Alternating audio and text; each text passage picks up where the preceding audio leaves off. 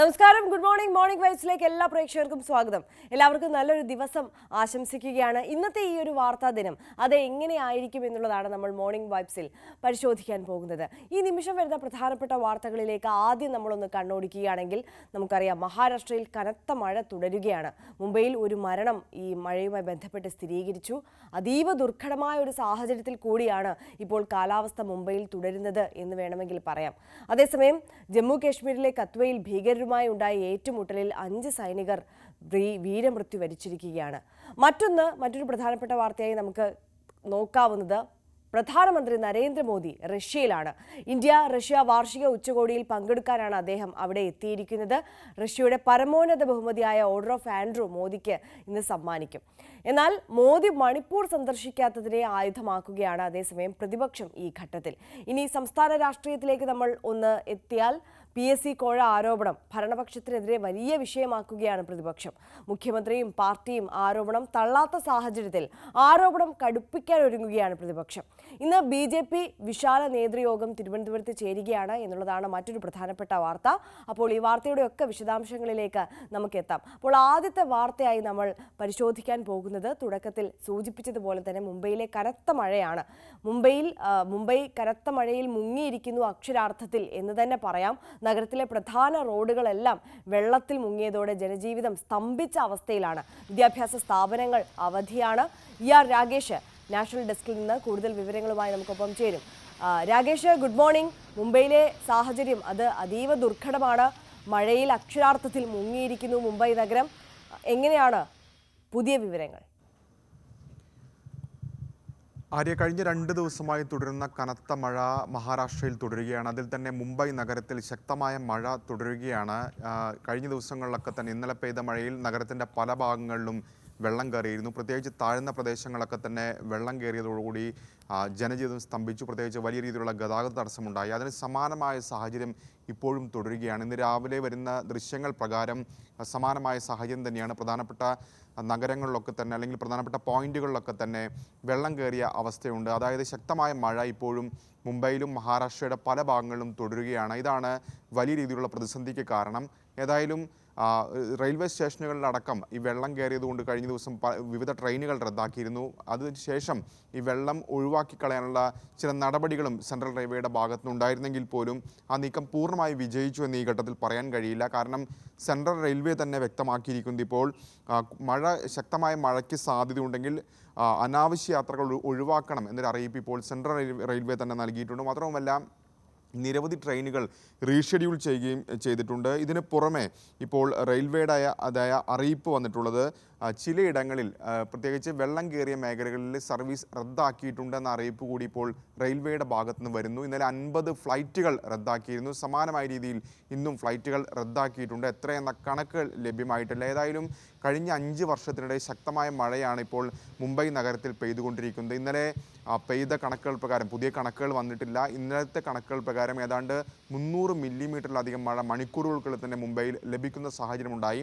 ഇതാണ് വലിയ രീതിയിലുള്ള വെള്ളക്കെട്ടിന് ഇടയാക്കിയത്. ഏതായാലും കാലാവസ്ഥ നിരീക്ഷണ കേന്ദ്രത്തിൻ്റെ അറിയിപ്പ് അനുസരിച്ച് റെഡ് അലേർട്ടാണ് മുംബൈയിൽ പ്രഖ്യാപിച്ചിട്ടുള്ളത്. 8:30 വരെയുള്ള അലേർട്ടാണ് ഇപ്പോൾ പ്രഖ്യാപിച്ചിരിക്കുന്നത്. അതിനുശേഷം പുതിയ അലേർട്ട് നൽകുമെന്നാണ് ഇപ്പോൾ കാലാവസ്ഥ നിരീക്ഷണ കേന്ദ്രം അറിയിച്ചിരിക്കുന്നത്. പക്ഷേ മഴ തുടരാൻ തന്നെയാണ് സാധ്യത. അതായത് 12-ാം തീയതി വരെ മഴ തുടരും എന്ന മുന്നറിയിപ്പ് കൂടി കാലാവസ്ഥ നിരീക്ഷണ കേന്ദ്രം നൽകുന്നുണ്ട്. അതായത് അടുത്ത 3 ദിവസം കൂടി ശക്തമായ മഴയ്ക്ക് മുംബൈയിൽ സാധ്യതയുണ്ട് എന്ന മുന്നറിയിപ്പാണ് കാലാവസ്ഥ നിരീക്ഷണ കേന്ദ്രം നൽകുന്നത്.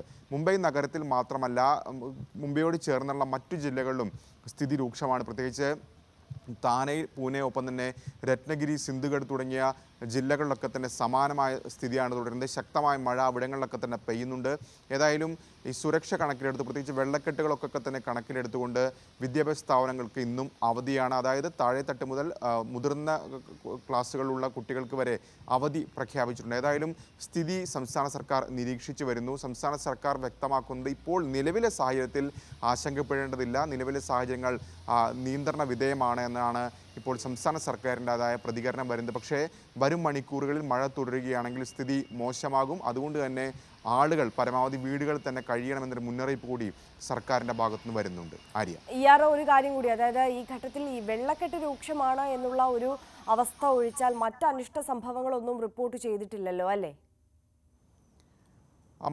കാര്യമായ അനിഷ്ട സംഭവങ്ങൾ റിപ്പോർട്ട് ചെയ്തിട്ടില്ല. പക്ഷേ മുംബൈയെക്കുറിച്ച് പറയുകയാണെങ്കിൽ ഇന്ത്യയിലെ തന്നെ ഏറ്റവും വലിയ നഗരം, ഏറ്റവും പ്രധാനപ്പെട്ട നഗരമാണ്. ആ നഗരത്തിലെ ജനജീവിതം കഴിഞ്ഞ 2 ദിവസമായി സ്തംഭിക്കുന്ന സാഹചര്യമാണ് ഉള്ളത്. അതാണ് ഏറ്റവും ദുഷ്കരമായ സാഹചര്യവും. കാരണം നഗരത്തിൻ്റെ പല മേഖലകളിലും സാധാരണഗതിയിൽ തന്നെ മുംബൈയിൽ വലിയ നഗരം ഗതാഗതക്കുരുക്ക് അനുഭവപ്പെടാറുണ്ട്. പക്ഷേ ഈ മഴ പെയ്തതോടുകൂടി പല റോഡുകളിലൂടെയും പോകാൻ കഴിയാത്ത സാഹചര്യമുണ്ട്. അതാണ് ഇപ്പോൾ ജനജീവിതം ദുഷ്കരമാക്കിയിരിക്കുന്നത്. അതുകൂടി കണക്കിലെടുത്തുകൊണ്ട് തന്നെയാണ് ഇപ്പോൾ വിദ്യാഭ്യാസ സ്ഥാപനങ്ങൾക്കടക്കം അവധി പ്രഖ്യാപിക്കുകയും ചെയ്തിട്ടുള്ളത്. ഏതായാലും നിലവിലെ സാഹചര്യത്തിൽ ആശങ്കപ്പെടേണ്ടതില്ല എന്ന് പറയുമ്പോൾ പോലും ഈ മഴ തുടരുന്നത്, അല്ലെങ്കിൽ ശക്തമായ മഴ പെയ്യുകയാണെങ്കിൽ നിലവിലെ സ്ഥിതി ആയിരിക്കില്ല. ഇപ്പോൾ താഴ്ന്ന പ്രദേശങ്ങളിലാണ് കൂടുതലും വെള്ളം കയറിയിട്ടുള്ളെങ്കിൽ മറ്റിടങ്ങളിലേക്ക് കൂടി വെള്ളം കയറാനുള്ള സാധ്യതയുണ്ട്. അങ്ങനെ വരുമ്പോൾ സ്ഥിതി കൈവിട്ടു പോകുന്ന സാഹചര്യത്തിലേക്ക് കാര്യങ്ങൾ എത്തും. ഏതായാലും സ്ഥിതിഗതികൾ നിരീക്ഷിച്ചു വരുന്നു എന്ന അറിയിപ്പ് തന്നെയാണ് ജില്ലാ ഭരണകൂടവും സംസ്ഥാന സർക്കാരും ഒക്കെ തന്നെ നൽകിക്കൊണ്ടിരിക്കുന്നത്. ആര്യ. ശരി, രാകേഷാണ് വിവരങ്ങൾ നൽകിയത്. എന്തായാലും അതാണ് മുംബൈയിലെ നിലവിലത്തെ സാഹചര്യം. കനത്ത മഴ തുടരുകയാണ്. അവിടെ ശക്തമായ വെള്ളക്കെട്ട് രൂക്ഷമാണ് എന്നുള്ളതാണ് അതീവ ദുഃഖകരം. ജനജീവിതം അപ്പാടെ സ്തംഭിച്ച ഒരു അവസ്ഥ തന്നെയാണ്. റെയിൽ ഗതാഗതമായിക്കോട്ടെ, റോഡ് ഗതാഗതമായിക്കോട്ടെ, എല്ലാം താറുമാറിലായ ഒരു അവസ്ഥ. എന്തായാലും വരും മണിക്കൂറുകളിലും മഴ ഇത്തരത്തിൽ തന്നെ തുടരാനുള്ള ഒരു സാധ്യതയാണ് പ്രവചിക്കുന്നത്. എന്തായാലും പുതിയ അലേർട്ടുകൾ അവിടേക്ക് വരാനുണ്ട്. പുതിയ മഴ മുന്നറിയിപ്പുകൾ അനുസരിച്ച് മഴ കുറയുമോ ഇല്ലയോ എന്നുള്ളത് അറിയില്ല. എന്തായാലും ആ മുന്നറിയിപ്പുകൾ വന്നതിന് ശേഷമേ ആ കാര്യം മനസ്സിലാവുകയുള്ളൂ. ഇനി മഴ ഇത്തരത്തിൽ തന്നെ തുടരുകയാണെങ്കിൽ വളരെ മോശമായ സാഹചര്യത്തിലേക്ക് മുംബൈ നഗരം എത്തും എന്നുള്ളതാണ് മനസ്സിലാക്കാൻ കഴിയുന്നത്.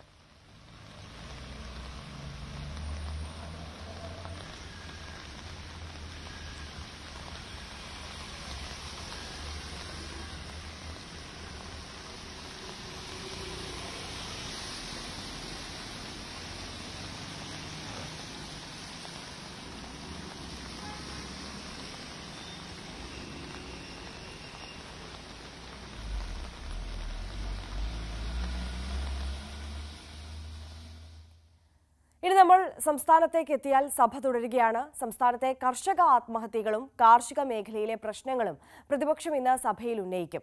സഭാ നടപടികൾ നിർത്തിവെക്കാനുള്ള ഉപക്ഷേപമായി കൂറക്കോളി മൊയ്തീനാകും ഈ വിഷയം കൊണ്ടുവരിക. ധനവിനിയോഗ ബില്ലും ഇന്ന് സഭ പാസാക്കും.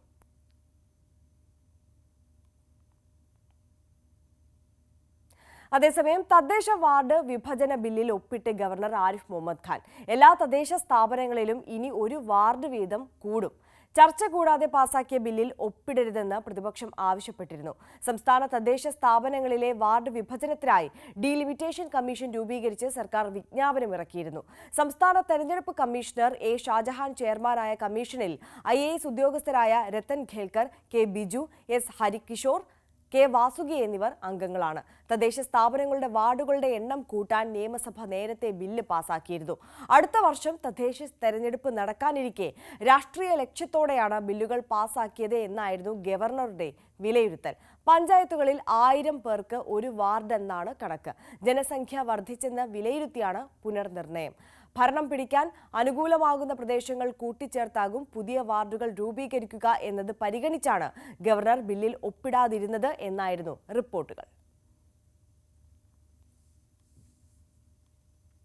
സംസ്ഥാന രാഷ്ട്രീയത്തിലേക്ക് വരികയാണെന്നുണ്ടെങ്കിൽ കൂടോത്ര വിവാദം അത് കെട്ടടങ്ങുന്നില്ല എന്നുള്ളതാണ്. കൂടോത്ര വിവാദത്തിൽ തിരുവനന്തപുരം മ്യൂസിയം പോലീസ് പ്രാഥമിക അന്വേഷണം ആരംഭിച്ചിരിക്കുകയാണ്. കന്റോൺമെന്റ് അസിസ്റ്റന്റ് കമ്മീഷണർക്ക് ലഭിച്ച പരാതിയാണ് കഴിഞ്ഞ ദിവസം മ്യൂസിയം പോലീസിന് കൈമാറിയത്. കേരള കോൺഗ്രസ് നേതാവ് AH ഹാഫീസാണ് പരാതിക്കാരൻ. KPCC അധ്യക്ഷൻ വസതിയിൽ കടന്നുകയറി കൂടോത്രം വെച്ചതിനും മരണം ഭയം ഉണ്ടാക്കിയതിനും കേസെടുക്കണമെന്നാണ് പരാതിക്കാരന്റെ ആവശ്യം.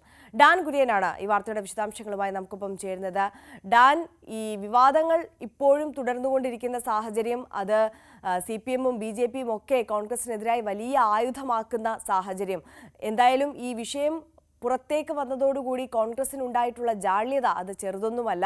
എന്നാലും നിയമപരമായി നോക്കുകയാണെന്നുണ്ടെങ്കിൽ മ്യൂസിയം പോലീസ് ഇപ്പോൾ പ്രാഥമിക അന്വേഷണം ആരംഭിച്ചിരിക്കുകയാണ്. ഏത് തരത്തിലേക്ക് ഈ ഒരു അന്വേഷണം കൊണ്ടുപോകാനാണ്, അതിൻ്റെ നടപടിക്രമങ്ങൾ കൊണ്ടുപോകാനാണ് ഈ ഘട്ടത്തിൽ ആലോചിക്കുന്നത്? ഡാൻ.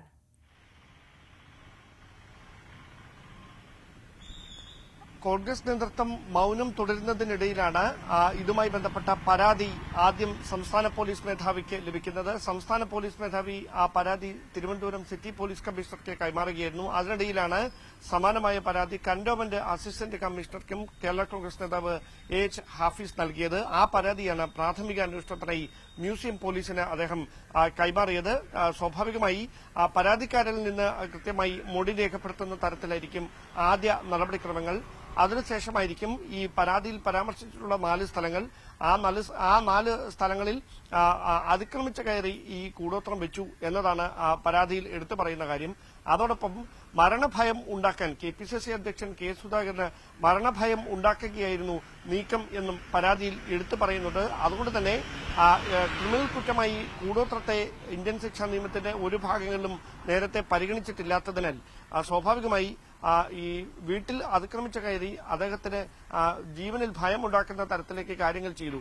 ഇത് ഒരു കുറ്റമായി കണ്ടുകൊണ്ട് ഗൌരവതരമായ നടപടികളിലേക്ക് നീങ്ങണമെന്ന ആവശ്യമാണ് എച്ച് ഹാഫീസ് മുമ്പോട്ട് വെക്കുന്നത്. പക്ഷേ അത് നമ്മുടെ നിയമ നടപടികളുമായി മുമ്പോട്ട് പോകുമ്പോൾ എത്ര കണ്ട് പ്രായോഗികമായി അത്തരം കാര്യങ്ങൾ കേസെടുത്ത് അന്വേഷണം നടത്തി കുറ്റക്കാരിലേക്ക് എത്താൻ കഴിയും എന്നത് വലിയ വെല്ലുവിളി ഉയർത്തുന്ന ഒരു ചോദ്യം തന്നെയാണ്. ഉന്നത പോലീസ് ഉദ്യോഗസ്ഥർക്കിടയിൽ അടക്കം ഇതുമായി ബന്ധപ്പെട്ട ആശങ്കകൾ നിലനിൽക്കുകയാണ്. പ്രധാനമായി അവർ പങ്കുവെക്കുന്ന കാര്യം ഇത് തെളിയിക്കുക എന്ന് പറയുന്നത് വലിയ ദുഷ്കരമായ ദൌത്യമായി മാറും. മാത്രവുമല്ല 1.5 വർഷത്തിന് മുമ്പ് സംഭവിച്ച ഈ കൂടോത്രം പുറത്തെടുക്കുന്ന ദൃശ്യങ്ങളും ശബ്ദ സംഭാഷണവുമാണ് ന്യൂസ് 18 പുറത്തുവിട്ടത്.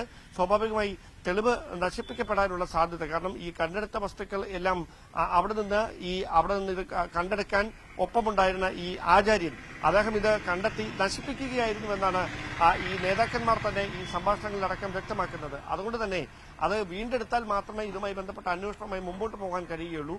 അപ്പോൾ അങ്ങനെ തെളിവ് കണ്ടെത്തുക എന്നതൊക്കെ പറയുന്നത് ശ്രമകരമായ ദൌത്യമായി മാറും. മാത്രവുമല്ല ഈ 4 സ്ഥലങ്ങളിലും ഏതൊക്കെ സമയങ്ങളിലാണ് ഇത് കണ്ടെത്തിയത് അല്ലെങ്കിൽ എപ്പോഴാണ് ഇത് വെച്ചത് എന്നതടക്കമുള്ള കാര്യങ്ങളിൽ അന്വേഷണം നടത്തുക എന്ന് പറയുന്നത് പോലീസിനെ സംബന്ധിച്ച് വലിയ ദൌത്യം, ദുഷ്കരമാകുന്ന ഒരു ശ്രമകരമായ ദൌത്യം തന്നെയാണ് എന്ന കാര്യത്തിൽ സംശയമൊന്നും വേണ്ട. അതുകൊണ്ട് അന്വേഷണം ഇനി ഏത് ദിശയിലേക്ക് കടക്കും, FIR രജിസ്റ്റർ ചെയ്തത് മ്യൂസിയം സ്റ്റേഷനിൽ തന്നെ ആയിരിക്കുമോ, ഇതടക്കമുള്ള കാര്യങ്ങളിലാണ് വ്യക്തത വരാനുള്ളത്. എന്തായാലും പരാതിക്കാരനിൽ നിന്ന് മൊഴി രേഖപ്പെടുത്തിയ ശേഷമായിരിക്കും തുടർ നീക്കങ്ങളിലേക്ക് മ്യൂസിയം പോലീസ് കടക്കുക എന്നാണ് മനസ്സിലാക്കാൻ കഴിയുന്നത്. ഡാൻ, അതാണ് അതിന്റെ നിയമവശം. ഇനി നമുക്ക് മറ്റൊരു തലത്തിലേക്ക് നോക്കുകയാണെന്നുണ്ടെങ്കിൽ ഡാൻ നേരത്തെ സൂചിപ്പിച്ചതുപോലെ തന്നെ മൗനം തുടരുകയാണ് നേതൃത്വം. ഇത്രയും വലിയൊരു വിഷയം ഉണ്ടായിട്ടും ഇന്നത്തെ കാലത്തും ഈ AI കാലത്തും കൂടോത്രത്തിന് പുറകെ പോകുന്നവരാണ് പ്രമുഖ രാഷ്ട്രീയ പാർട്ടിയിലെ ഉന്നത നേതൃത്വത്തിൽ ഉള്ള ആളുകൾ എന്ന് പറയുന്നത് വല്ലാത്ത ക്ഷീണം തന്നെയാണ് പാർട്ടിക്ക് ഉണ്ടാക്കിയിട്ടുള്ളത്. ഇത് വലിയ ആയുധമാക്കുകയും ചെയ്യുന്നു CPM-ഉം BJP-യും ഒക്കെ. ഈ ഘട്ടത്തിലും ഈ മൗനം തുടരുന്നത് എന്തുകൊണ്ടാണ്? ഈ വിഷയത്തിൽ എങ്ങനെ പ്രതിരോധം തീർക്കണമെന്ന് ഇനിയും കോൺഗ്രസ് തീരുമാനമെടുത്തിട്ടില്ല എന്നാണോ?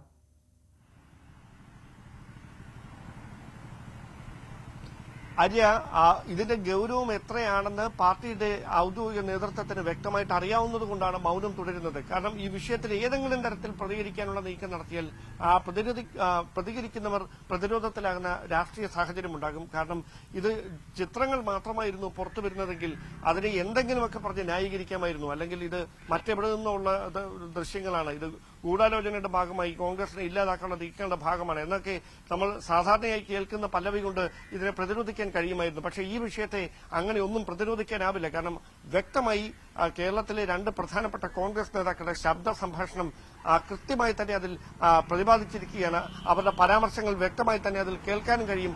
ഉയിരെടുക്കാനായി ചെയ്തതാണെന്ന് സംസ്ഥാന പാർട്ടിയെ നയിക്കുന്ന കോൺഗ്രസിന്റെ സംസ്ഥാന അധ്യക്ഷൻ കെ സുധാകരൻ വ്യക്തമായി പറയുന്ന ഭാഗങ്ങൾ അടക്കമാണ് നമ്മൾ പുറത്തുവിട്ടത്. അതുകൊണ്ട് അത്ര നിസ്സാരമായി അതിനെ തള്ളിക്കളയാനാവില്ല. അതിന്റെ ഗൌരവം എത്രയാണെന്ന് പാർട്ടി സംസ്ഥാന നേതൃത്വത്തിന് വളരെ വ്യക്തമായിട്ടറിയാം.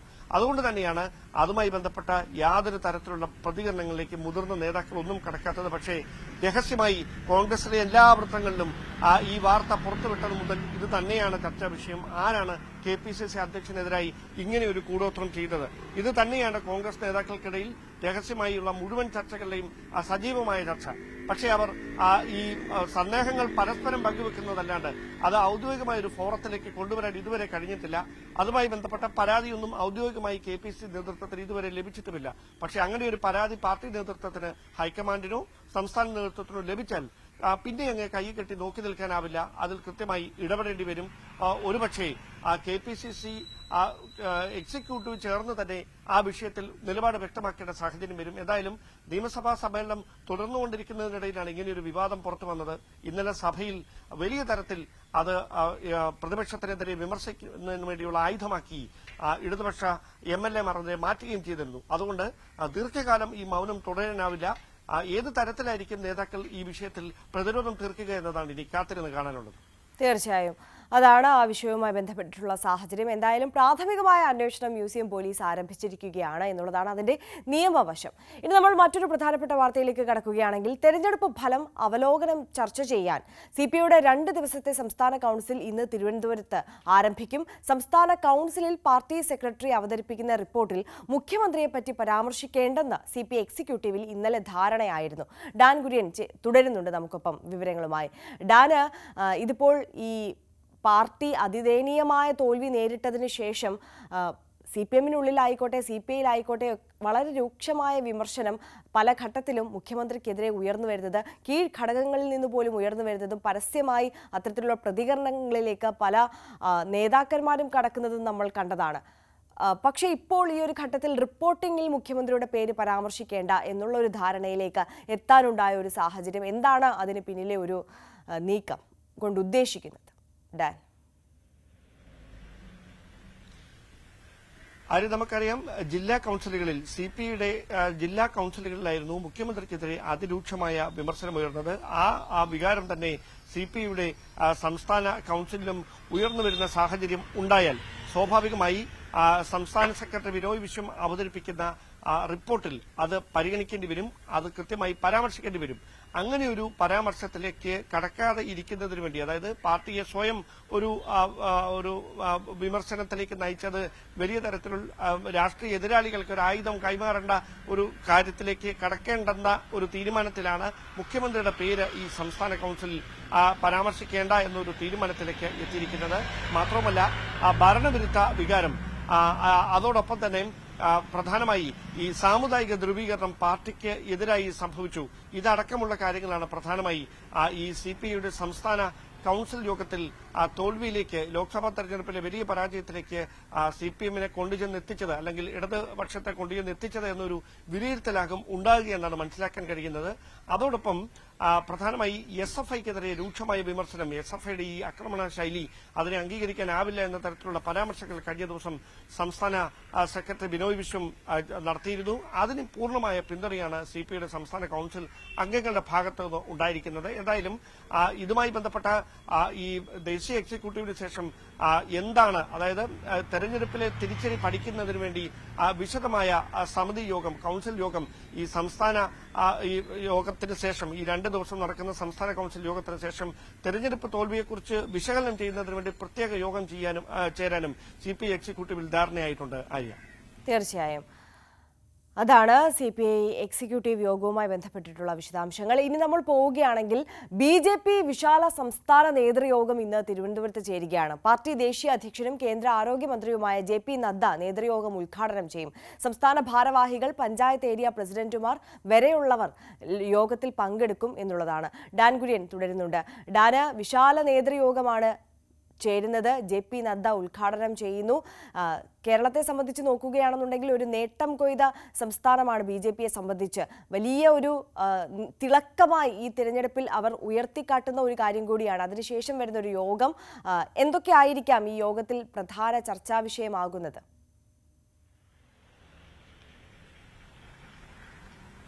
തദ്ദേശ തെരഞ്ഞെടുപ്പ് മുന്നിൽ കണ്ടുകൊണ്ടുള്ള ഒരുക്കങ്ങൾ കാലേക്കൂട്ടി തന്നെ തുടങ്ങുകയാണ് BJP. അത് തന്നെയാണ് എടുത്തു പറയേണ്ടുന്ന കാര്യം. സംസ്ഥാന അധ്യക്ഷ സ്ഥാനത്ത് K. സുരേന്ദ്രൻ തുടരുന്നതിനിടയിലാണ് വലിയൊരു നേട്ടം, അതായത് സംസ്ഥാനത്ത് സമാനതകളില്ലാത്ത ഒരു നേട്ടം പല മണ്ഡലങ്ങളിലും രണ്ടാമതെത്തുന്ന ഒരു സാഹചര്യം. തിരുവനന്തപുരം ഉൾപ്പെടെ ഇടത് കോട്ടയായിരുന്ന സ്ഥലങ്ങളിൽ ഒക്കെ പല നിയമസഭാ മണ്ഡലങ്ങളിലും ഒന്നാമതെത്താൻ കഴിഞ്ഞു ബി.ജെ.പിക്ക്. അതടക്കം വലിയ നേട്ടമായി ഉയർത്തിക്കാണിച്ചുകൊണ്ടാണ് തദ്ദേശ തെരഞ്ഞെടുപ്പിലേക്ക് നേരത്തെ തന്നെ ഒരുങ്ങണമെന്ന വിലയിരുത്തൽ സംസ്ഥാന നേതൃത്വത്തിന്റെ ഭാഗത്തുനിന്നുണ്ടായത്. അങ്ങനെ വിശാല സംസ്ഥാന നേതൃയോഗത്തിൽ തദ്ദേശ തെരഞ്ഞെടുപ്പിന് വേണ്ടിയുള്ള ഒരുക്കങ്ങൾക്ക് തുടക്കം കുറിക്കുകയാണ് ബി.ജെ.പിയുടെ ദേശീയ അധ്യക്ഷൻ ജെ.പി. നദ്ദ എത്തി. അദ്ദേഹം ഉച്ചയോടെ അതായത് 11:40 തിരുവനന്തപുരത്ത് എത്തി. തുടർന്ന് ഒരു പ്രധാനപ്പെട്ട സംഘടനാതല യോഗത്തിൽ പങ്കെടുക്കും. അതിനുശേഷം വൈകുന്നേരം 4 മണിക്കാണ് ഗിരിദീപം കൺവെൻഷൻ സെന്ററിൽ ഈ വിശാല സംസ്ഥാന നേതൃയോഗത്തെ അദ്ദേഹം അഭിസംബോധന ചെയ്യുക. രാവിലെ 10 മണിക്ക് കെ സുരേന്ദ്രൻ, ബി.ജെ.പിയുടെ സംസ്ഥാന അധ്യക്ഷൻ കെ സുരേന്ദ്രനായിരിക്കും ഈ പരിപാടികൾക്ക് തുടക്കമിടുന്നത്. ആ സമയത്തും പിന്നീട് 4 മണിക്ക് ജെ.പി. നദ്ദ പങ്കെടുക്കുന്ന പരിപാടിയിലും ഈ 2 സമയത്ത് മാത്രമേ മാധ്യമപ്രവർത്തകർക്ക് ഗിരിദീപം കൺവെൻഷൻ സെന്ററിലേക്ക് പ്രവേശനമുള്ളൂ. ബാക്കിയെല്ലാം രഹസ്യമായ ചർച്ചകളാണ്. എന്തായാലും തദ്ദേശ തെരഞ്ഞെടുപ്പിൽ കുറഞ്ഞത് 100 ഇടങ്ങളിലെങ്കിലും വിജയിക്കണം എന്ന ഒരു വിലയിരുത്തലിന്റെ അടിസ്ഥാനത്തിലാണ് ഇത്തരത്തിൽ ഒരു നീക്കവുമായി ബി.ജെ.പി. സംസ്ഥാന വിശാല നേതൃയോഗം സംഘടിപ്പിക്കുന്നത്. അതിന് കൃത്യമായി പാർട്ടിയെ താഴെത്തട്ടിൽ നിന്ന് സജ്ജമാക്കിയെടുക്കുക എന്ന ഒരു കൃത്യമായ ലക്ഷ്യം കൂടിയുണ്ട്. 3500-ലധികം ആളുകൾ ഇന്ന് നടക്കുന്ന ഈ നേതൃയോഗത്തിൽ പങ്കെടുക്കുമെന്നതാണ് ശ്രദ്ധേയമായിട്ടുള്ള കാര്യം. അതായത് കൃത്യമായി പ്രൊഫഷണൽ സഹായത്തോടെ പാർട്ടിക്ക് അപ്പുറത്ത് നിന്ന് ഈ പ്രൊഫഷണൽ സംവിധാനങ്ങൾ ഉപയോഗിച്ചുകൊണ്ട് താഴെത്തട്ടിൽ എവിടെയാണ് പാർട്ടിയെ ശക്തിപ്പെടുത്തേണ്ടത്, അതിനുവേണ്ടി എന്തൊക്കെ കാര്യങ്ങളാണ് കൂടുതലായി ചെയ്തെടുക്കേണ്ടത്, ഇതടക്കമുള്ള കാര്യങ്ങളിൽ വിശാലമായ ചർച്ചകൾ നടക്കും. എന്തായാലും തദ്ദേശ തെരഞ്ഞെടുപ്പ് മുന്നിൽ കണ്ടുകൊണ്ട് ഇത്ര നേരത്തെ ബി.ജെ.പി. അവരുടെ പ്രവർത്തനങ്ങൾ തുടക്കമിടുമ്പോൾ അത് ഇടതുപക്ഷത്തിനും വലതുപക്ഷത്തിനും തീർക്കുന്ന വെല്ലുവിളി ചെറുതായിരിക്കില്ല എന്ന കാര്യവും ഉറപ്പാണ്. തീർച്ചയായും ഡാൻ കുര്യനാണ് സമഗ്രമായ വിവരങ്ങൾ നൽകിയത്. ഡാൻ സൂചിപ്പിച്ചതുപോലെ തന്നെ ലോക്സഭാ തെരഞ്ഞെടുപ്പിൽ ബി.ജെ.പി. കൊയ്ത നേട്ടം അത് വർദ്ധിപ്പിക്കുക, ഇരട്ടിപ്പിക്കുക എന്നുള്ള ലക്ഷ്യമാണ് അവർക്ക് മുന്നിലുള്ളത്. തദ്ദേശ സ്വയംഭരണ തെരഞ്ഞെടുപ്പിൽ ഇത്തരത്തിൽ 100 സീറ്റെങ്കിലും പിടിക്കുക എന്നുള്ള ഒരു ആലോചനയിൽ അത്തരത്തിലുള്ള പ്രവർത്തനവുമായി മുന്നോട്ട് പോകാനുള്ള ആലോചനയാണുള്ളത്. വിശാല നേതൃയോഗം ഇന്ന് തിരുവനന്തപുരത്ത് ചേരുകയാണ്. നമ്മുടെ കേരളത്തിന്റെ സ്വപ്ന പദ്ധതി അതിന്റെ ആ ഒരു പൂർണ്ണ സാക്ഷാത്കാരത്തിലേക്ക് എത്താൻ ഇനി നമ്മൾ 2 ദിവസം മാത്രമാണ് ബാക്കിയുള്ളത്. വിഴിഞ്ഞം രാജ്യാന്തര തുറമുഖത്ത് ആദ്യ ചരക്ക് കപ്പൽ എത്താൻ ഇനി 2 ദിവസം മാത്രമാണ് ബാക്കി. തുറമുഖത്തിന് 10 നോട്ടിക്കൽ മൈൽ അകലെ രാജ്യാന്തര കപ്പൽചാലിൽ സാൻ ഫെർണാണ്ടോ എന്ന ചരക്ക് കപ്പൽ നാളെ രാത്രി നങ്കൂരമിടും. വെള്ളിയാഴ്ച ഉച്ചയ്ക്ക് മുഖ്യമന്ത്രി പിണറായി വിജയനാകും കപ്പലിനെ ഔദ്യോഗികമായി വരവേൽക്കുക. ആദ്യ ചരക്ക് കപ്പൽ എത്തുന്ന പശ്ചാത്തലത്തിൽ കനത്ത സുരക്ഷാ വലയത്തിലാണ് വിഴിഞ്ഞവും പരിസരവും ഉള്ളത്. ഇന്ത്യയിലെ ആദ്യ മദർ പോർട്ടായ വിഴിഞ്ഞം രാജ്യാന്തര തുറമുഖത്ത് ആദ്യ രാജ്യാന്തര ചരക്ക് കപ്പൽ എത്താൻ 2 ദിവസം മാത്രം ബാക്കി നിൽക്കുമ്പോൾ കേരളത്തിനൊപ്പം വിഴിഞ്ഞം എന്ന കൊച്ചു കടലോര ഗ്രാമവും ഏറെ അഭിമാനിക്കുകയാണ്. രാജ്യത്തിന്റെ തന്നെ വാണിജ്യ സ്ഥിരാകേന്ദ്രമായി കേരളത്തിലെ വിഴിഞ്ഞം എന്ന പ്രദേശം മാറുമ്പോൾ അത് മലയാളികളുടെ അഭിമാനമായി മാറും എന്നതിനപ്പുറം രാജ്യത്തിന് മുഴുവൻ അഭിമാനിക്കാവുന്ന നിസ്തുലമായ സംഭാവനകൾക്ക് കൂടിയാണ് വഴി തുറക്കുന്നത്. കപ്പലിനെ പുറം കടലിൽ നിന്ന് സ്വീകരിച്ച് ബർത്തിലേക്ക് അടുപ്പിക്കുന്നതിന് വേണ്ടിയിട്ടുള്ള എല്ലാ സജ്ജീകരണങ്ങളും പൂർത്തിയാക്കിയതായാണ് അദാനി പോർട്ട് അധികൃതർ വ്യക്തമാക്കിയിരിക്കുന്നത്. ചൈനയിലെ സിയാൻമെൻ തുറമുഖത്ത് നിന്ന് അമേരിക്കയിലേക്ക് പോകുന്ന സാൻ ഫെർണാണ്ടോ എന്ന കപ്പലാണ് വിഴിഞ്ഞത്തേക്ക് 2 ദിവസത്തിനകം എത്തുന്നത്. ചൊവ്വാഴ്ചയോടെ കൊളംബോയുടെ ആഴക്കടലിൽ എത്തുമെന്ന നിർദ്ദേശമായിരുന്നു ആദ്യം ഉണ്ടായിരുന്നത്. എന്തായാലും ബുധനാഴ്ച രാത്രിയോടെ വിഴിഞ്ഞം തീരത്ത് എത്തി തുറമുഖത്ത് നിന്ന് 10 നോട്ടിക്കൽ മൈൽ അകലെ നങ്കൂരമിടുന്ന തരത്തിലാണ് ഈ കപ്പലുമായി ബന്ധപ്പെട്ട അതിന്റെ മാനേജിംഗ് അധികൃതരുടെ നടപടികൾ തയ്യാറാക്കിയിരിക്കുന്നത്. വ്യാഴാഴ്ച പുലർച്ചെയോടെ പുറം കടലിൽ നിന്ന് പുറപ്പെട്ട് ബർത്തിൽ അടുപ്പിക്കുന്ന തരത്തിലുള്ള സാങ്കേതിക സംവിധാനങ്ങൾ മുഴുവൻ സജ്ജമാക്കിയിട്ടുമുണ്ട്. കപ്പലിൽ നിന്ന് ഏതാണ്ട് 2000 കണ്ടെയ്നറുകളായിരിക്കും വിഴിഞ്ഞത്ത് ഇറക്കുക. വെള്ളിയാഴ്ച ഉച്ചയ്ക്ക് 12 മണിക്ക് നടക്കുന്ന ചടങ്ങിൽ മുഖ്യമന്ത്രി പിണറായി വിജയനായിരിക്കും കപ്പലിനെ ഔദ്യോഗികമായി വരവേൽക്കുക. രാത്രിയോടെ തന്നെ കപ്പൽ കൊളംബോ വഴി അമേരിക്കയിലേക്ക് പോകും എന്ന സൂചനകളും പുറത്തു വന്നിട്ടുണ്ട്. കപ്പലിലെ പുറംകടലിൽ നിയന്ത്രണം ഏറ്റെടുത്ത് ബർത്തിൽ അടുപ്പിക്കാനുള്ള ചുമതല ക്യാപ്റ്റൻ തുഷാർ കിനഗറിനാണ്. അദാനി തുറമുഖ കമ്പനിയുടെ വിഴിഞ്ഞത്തെ മറൈൻ മേധാവിയാണ് ഇദ്ദേഹം. ചൈനയിൽ നിന്ന് ക്രെയിനുകളുമായി തുറമുഖത്ത് ആദ്യമായി എത്തിയ ഷെൻഹുവ 15 ബർത്തിലേക്ക് അടുപ്പിച്ചതും തുഷാറിന്റെ നേതൃത്വത്തിലായിരുന്നു. ബർത്തിലേക്ക് ഈ കപ്പലിനെ അടുപ്പിക്കുന്നത് 4 ടഗുകളായിരിക്കും. ഡോൾഫിൻ ശ്രേണിയിലുള്ള 3-ഉം ഓഷൻ പ്രസ്റ്റീജ് എന്ന ടഗും ഉൾപ്പെടെ 4 എണ്ണമാണ് കപ്പലിനെ വഴികാട്ടി തുറമുഖത്തെ ബർത്തിലടുപ്പിക്കാനുള്ള ദൌത്യത്തിൽ പ്രധാനമായി പങ്കെടുക്കുക. കപ്പലിന്റെ മുന്നിലും പിന്നിലും വശങ്ങളിലുമായി ടഗുകൾ നിരന്ന് അനുഗമിച്ചായിരിക്കും ഈ കപ്പലിനെ ബർത്തിലേക്ക് അടുപ്പിക്കുക. കടലിൽ വെച്ച് കപ്പലിൽ കയറി ക്യാപ്റ്റൻ തുഷാർ നിയന്ത്രണം ഏറ്റെടുക്കുന്ന തരത്തിലാണ് ഇതിന്റെ സംവിധാനങ്ങൾ സജ്ജമാക്കിയിരിക്കുന്നത്. തുടർന്ന് എഞ്ചിൻ ഓഫാക്കിയ ശേഷം കപ്പലിന്റെ മുന്നിൽ 1-2 ടഗുകൾ കപ്പലിനെ മൂറിംഗ് റോപ്പ് എന്ന ബലശേഷിയുള്ള കയർ ഉപയോഗിച്ച് കെട്ടിവലിക്കും. അനുബന്ധമായി പിന്നിലും വശത്തുമുള്ള ടഗുകൾ തള്ളി കടൽപാത ക്രമീകരിച്ച് നൽകും. ഇങ്ങനെയായിരിക്കും സജ്ജീകരണങ്ങൾ. പുലിമുട്ടിന്റെ അവസാനമായ റൌണ്ട് ഹെഡിലെത്തിയ ശേഷം കപ്പലിനെ പതിയെ തിരിച്ച് ബ്രേക്ക് വാട്ടറിലേക്കായിരിക്കും കയറ്റുക. അവിടെ നിന്ന് ടഗുകൾ കപ്പലിനെ പതിയെ തള്ളി നീക്കി ബർത്തിന് സമാനമാക്കി നിർത്തിയാണ് അടുപ്പിക്കുന്നത്. തുടർന്ന് കണ്ടെയ്നറുകൾ ഇറക്കി വെക്കുന്ന തരത്തിലാണ് ക്രമീകരണങ്ങൾ. തുടർന്ന് ഈ കണ്ടെയ്നറുകൾ ഇറക്കുമ്പോൾ ശേഷിക്കുന്ന സ്ഥലത്ത് ക്രെയിനുകളുടെ സഹായത്തോടെ ബാക്കി കണ്ടെയ്നറുകൾ സമാന്തരമായി ഇറക്കുന്നതിന് വേണ്ടിയിട്ടുള്ള ക്രമീകരണങ്ങളായിരിക്കും സജ്ജമാകുക. എന്തായാലും പതിറ്റാണ്ടുകൾ നീണ്ട ഒരു സ്വപ്നത്തിനാണ് വിഴിഞ്ഞം തീരത്ത് യാഥാർത്ഥ്യമാക്കാൻ പോകുന്നത്. 1988 വിഴിഞ്ഞം തുറമുഖം എന്ന ആശയം തന്നെ പല കോണുകളിൽ നിന്ന് ചർച്ച ചെയ്യപ്പെടുന്നത്. 36 വർഷങ്ങൾക്ക് ശേഷമാണ് അത് കൃത്യമായി യാഥാർത്ഥ്യത്തോട് അടുക്കുന്നത് എന്നതാണ് ശ്രദ്ധേയമായി എടുത്തു പറയേണ്ട കാര്യം. കേവലം ഒരാശയമായി തിരുവിതാംകൂർ മഹാരാജാവിന്റെ മനസ്സിൽ 1944 ഉദിച്ച ഒരു സ്വപ്നമാണ് 2024 യാഥാർത്ഥ്യത്തിലേക്ക് എത്തുന്നത് എന്ന് പറയുമ്പോൾ ദശാബ്ദങ്ങൾ കാത്തിരിക്കേണ്ടി വന്നു കേരളത്തിന്, വിഴിഞ്ഞത്തിന് ആ സ്വപ്ന തീരത്തേക്ക് അഭിമാനപൂർവ്വം തീരമണിയാൻ. സ്വാഭാവികമായി ഇന്ത്യൻ ഓഷ്യനിലെ തന്നെ, അതായത് ഇന്ത്യയുടെ ചരക്ക് നീക്കത്തിൽ നിർണായകമായ പങ്ക് വഹിക്കുന്ന തരത്തിലാണ് വിഴിഞ്ഞം രാജ്യാന്തര തുറമുഖം കേരളത്തിന് മുമ്പിൽ അല്ലെങ്കിൽ ലോകത്തിന് മുമ്പിൽ മിഴി തുറക്കാൻ പോകുന്നത്. അതായത് നേരത്തെ രാജ്യത്തേക്ക് ഈ ചരക്കുകൾ എത്തിയിരുന്നത് പ്രധാനമായും 4 മദർ പോർട്ടുകൾ വഴിയായിരുന്നു. ആ മദർ പോർട്ടുകളിൽ നിർണായകമായ ഒരു പങ്ക് വഹിക്കുന്ന തരത്തിലേക്ക് വിഴിഞ്ഞം രാജ്യാന്തര തുറമുഖം മാറുമ്പോൾ അത് ഇന്ത്യയുടെ കാർഗോ ക്യാപിറ്റലായി മാറും എന്ന കൃത്യമായ വിലയിരുത്തൽ തന്നെയാണ് ഇതുമായി ബന്ധപ്പെട്ട അദാനി പോർട്ട് അധികൃതരുടെ ഭാഗത്തു നിന്നുണ്ടായിരിക്കുന്നത്. ഏതാണ്ട് 2000-ഓളം തൊഴിലവസരങ്ങൾ ആദ്യഘട്ടത്തിൽ പ്രത്യക്ഷമായും പരോക്ഷമായും ഉണ്ടാകുന്നു. അതിന് പിന്നാലെ അനുബന്ധ വ്യവസായ മേഖലകൾ കൂടി ഈ വിഴിഞ്ഞം രാജ്യാന്തര തുറമുഖത്തിന്റെ കടന്നുവരവോടെ സ്വാഭാവികമായി ഈ നാടിന് മുഖച്ഛായ തന്നെ മാറുന്ന തരത്തിലേക്ക് ആ വികസന പദ്ധതികളൊക്കെ നടപ്പിലാകും എന്ന കൃത്യമായ വിലയിരുത്തലാണ് ഉള്ളത്. സ്വാഭാവികമായി ഇതുമായി ബന്ധപ്പെട്ട അനുബന്ധ വികസന പ്രവർത്തനങ്ങൾ അത് എവിടെ എത്തി നിൽക്കുന്നു എന്ന വലിയ ചോദ്യമുണ്ട്.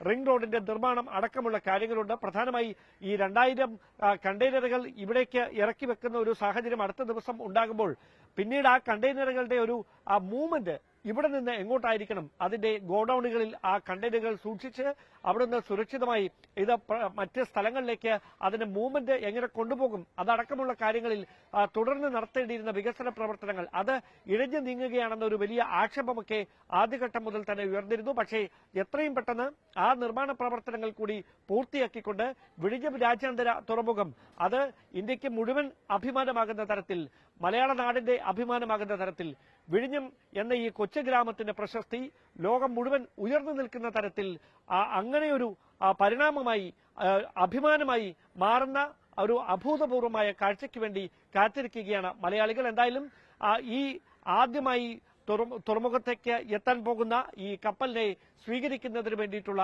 ഔദ്യോഗിക നടപടിക്രമങ്ങളൊക്കെ സർക്കാർ തലത്തിൽ തന്നെ പുരോഗമിച്ചുകൊണ്ടിരിക്കുകയാണ്. വലിയ സ്വപ്നത്തോടെയാണ്, വലിയ പ്രതീക്ഷയോടെയാണ് വിഴിഞ്ഞം രാജ്യാന്തര തുറമുഖത്തേക്ക് ആദ്യമായി എത്തുന്ന അമ്മക്കപ്പലിനെ സ്വീകരിക്കാൻ കേരളവും വിഴിഞ്ഞവും ഒരുങ്ങുന്നത്. ക്യാമറമാൻ ബിബിൻ മുരളിക്കൊപ്പം ഡാൻ കുര്യൻ, ന്യൂസ് 18. അതാണ് വിഴിഞ്ഞം പോർട്ടിന്റെ പുതിയ വിശേഷങ്ങൾ. എന്തായാലും ഇനി നമ്മൾ വീണ്ടും ദേശീയ വാർത്തകളിലേക്ക് മടങ്ങി പോവുകയാണെങ്കിൽ ജമ്മു കശ്മീരിൽ സൈനിക വ്യൂഹത്തിന് നേരെ ആക്രമണം നടത്തിയ ഭീകരർക്കായി തെരച്ചിൽ തുടരുന്നു. അതിർത്തി മറികടന്നെത്തിയ ഭീകരരാണ് ആക്രമണത്തിന് പിന്നിലെന്നാണ് നിഗമനം. ഇന്നലെ ഉണ്ടായ ആക്രമണത്തിൽ 5 സൈനികരാണ് വീരമൃത്യു വരിച്ചത്. വിവരങ്ങളുമായി ER രാഗേഷ് നാഷണൽ ഡെസ്കിൽ നിന്ന് ചേരുകയാണ്. രാഗേഷ്, ഏറ്റുമുട്ടൽ തുടരുകയാണ്, ഭീകരർക്കായുള്ള തെരച്ചിൽ തുടരുകയാണ് എന്നുള്ളതാണ് മനസ്സിലാക്കുന്നത്.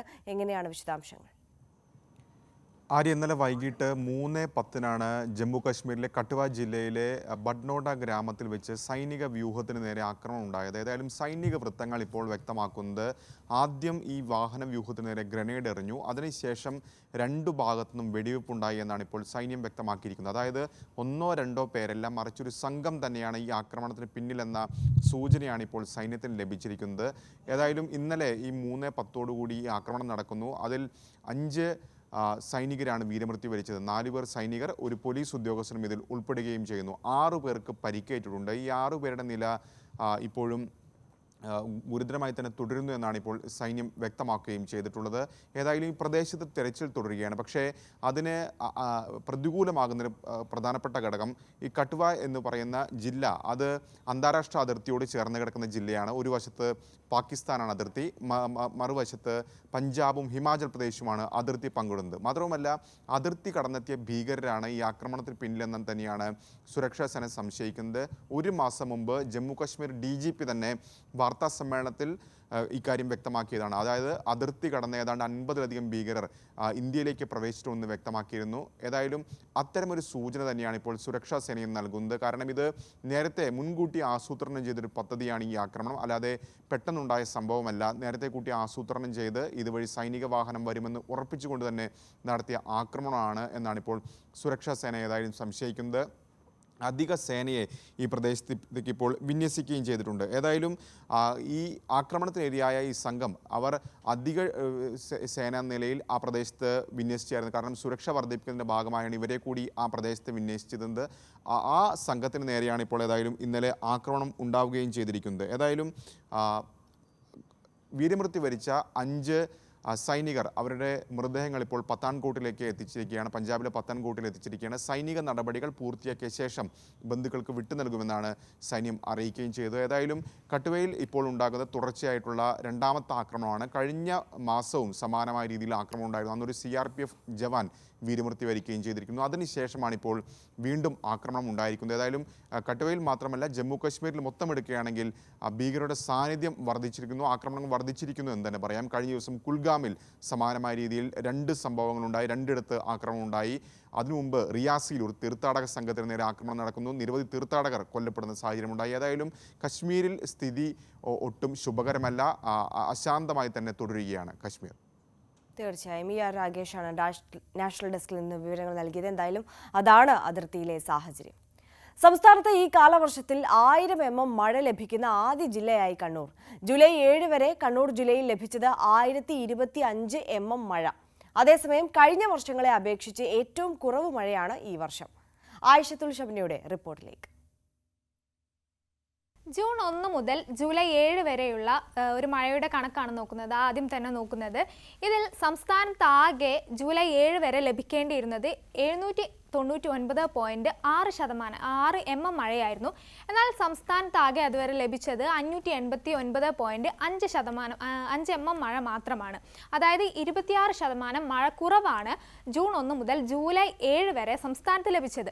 എന്നാൽ കണ്ണൂർ ജില്ലയിലാണ് സാധാരണഗതിയിൽ ഇത്തവണ മഴ ലഭിച്ചത്. കഴിഞ്ഞ വർഷങ്ങളെ അപേക്ഷിച്ച് മഴ എല്ലാ ജില്ലകളിലും മഴ കുറവ് മാത്രമാണ് ഇത്തവണ ഈ കാലവർഷത്തിൽ ലഭിച്ചത്. എന്നാൽ കണ്ണൂർ ജില്ലയിൽ സാധാരണഗതിയിൽ മഴ ലഭിച്ചു. സാധാരണഗതിയിൽ 1905.2 mm മഴയാണ് കണ്ണൂർ ജില്ലയിൽ ലഭിക്കേണ്ടത്. അത് ഏകദേശം അതിനോടടുത്ത് 1025.9 mm മഴ കണ്ണൂരിൽ ലഭിച്ചിട്ടുണ്ട്. അതായത് 6% മഴ മാത്രമേ കുറവുള്ളൂ. എന്നാൽ വയനാട്, ഇടുക്കി ജില്ലകളുടെ കാര്യം എടുക്കുകയാണെങ്കിൽ വളരെ കുറവ് മഴയാണ് ഇത്തവണത്തെ കാലവർഷത്തിൽ വയനാടും ഇടുക്കിയും ലഭിച്ചത്. 917.5 mm മഴ ലഭിക്കേണ്ടിടത്ത് 547.5 mm മഴയാണ് വയനാട് ജില്ലയിൽ ലഭിച്ചത്. അതായത് 40% കുറവാണ് വയനാട് ജില്ലയിൽ ഇത്തവണ രേഖപ്പെടുത്തിയത്.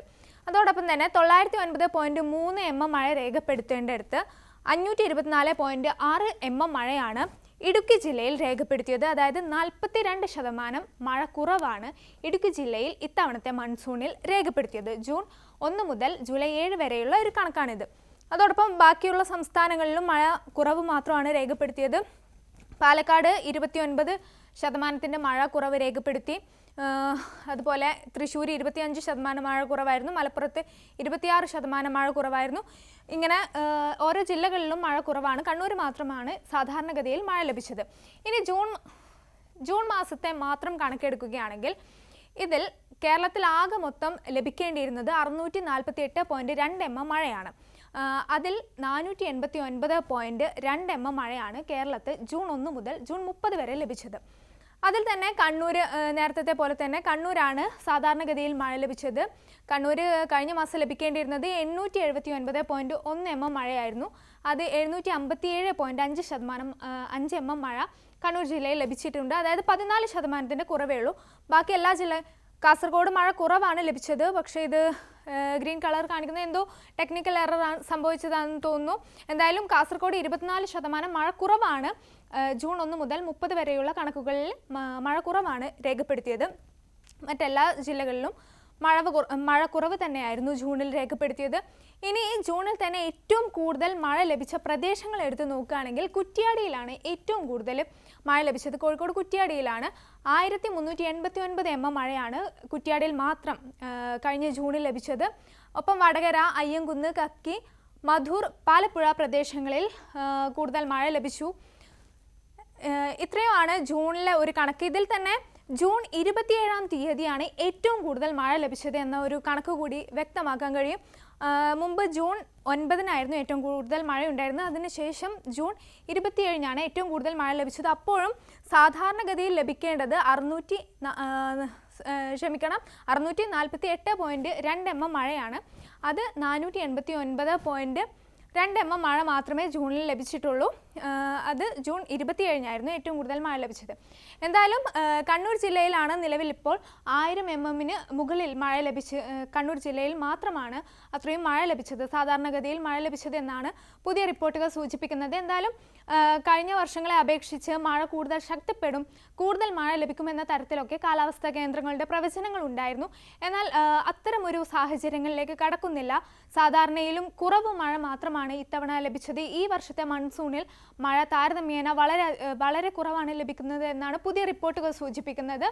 എന്തായാലും പ്രളയ സാധ്യത വരെ ഉണ്ടാകുമെന്ന് കാലാവസ്ഥാ കേന്ദ്രങ്ങൾ പ്രവചിച്ചിരുന്നു. എന്നാൽ അത്തരമൊരു പ്രശ്നങ്ങളിലേക്ക് കടക്കുന്നില്ലെന്ന് വേണം മനസ്സിലാക്കാൻ. എറണാകുളം തേവര കുണ്ടന്നൂർ പാലം അറ്റകുറ്റപ്പണി വെള്ളിയാഴ്ചയിലേക്ക് മാറ്റി. കനത്ത മഴ തുടരുന്ന സാഹചര്യത്തിൽ പണി നടത്താൻ ബുദ്ധിമുട്ടായിരിക്കുമെന്ന വിലയിരുത്തലിനെ തുടർന്നാണ് പണി മാറ്റിവെച്ചത്. ഡാനി പോൾ വിവരങ്ങളുമായി എറണാകുളത്ത് നിന്ന് നമുക്കൊപ്പം ചേരുകയാണ്. Dani, good morning. വലിയ ദുർഘടാവസ്ഥയിലുള്ള ഒരു പാലമാണ്. എത്രയും പെട്ടെന്ന് അറ്റകുറ്റപ്പണി പൂർത്തിയാക്കേണ്ടതുണ്ട്. പക്ഷേ ഈ കനത്ത മഴ ഒരു വെല്ലുവിളിയാകുന്നുണ്ട് അല്ലേ? അതേസമയം ഈ അറ്റകുറ്റപ്പണികൾക്കായി ആരംഭിക്കാത്തതിനെ തുടർന്ന് തന്നെ ഈ പാലം ഇപ്പോൾ ഗതാഗതത്തിന് വേണ്ടി തന്നെ തുറന്നിട്ടില്ലേ, അടച്ചിട്ടില്ലല്ലോ അല്ലേ?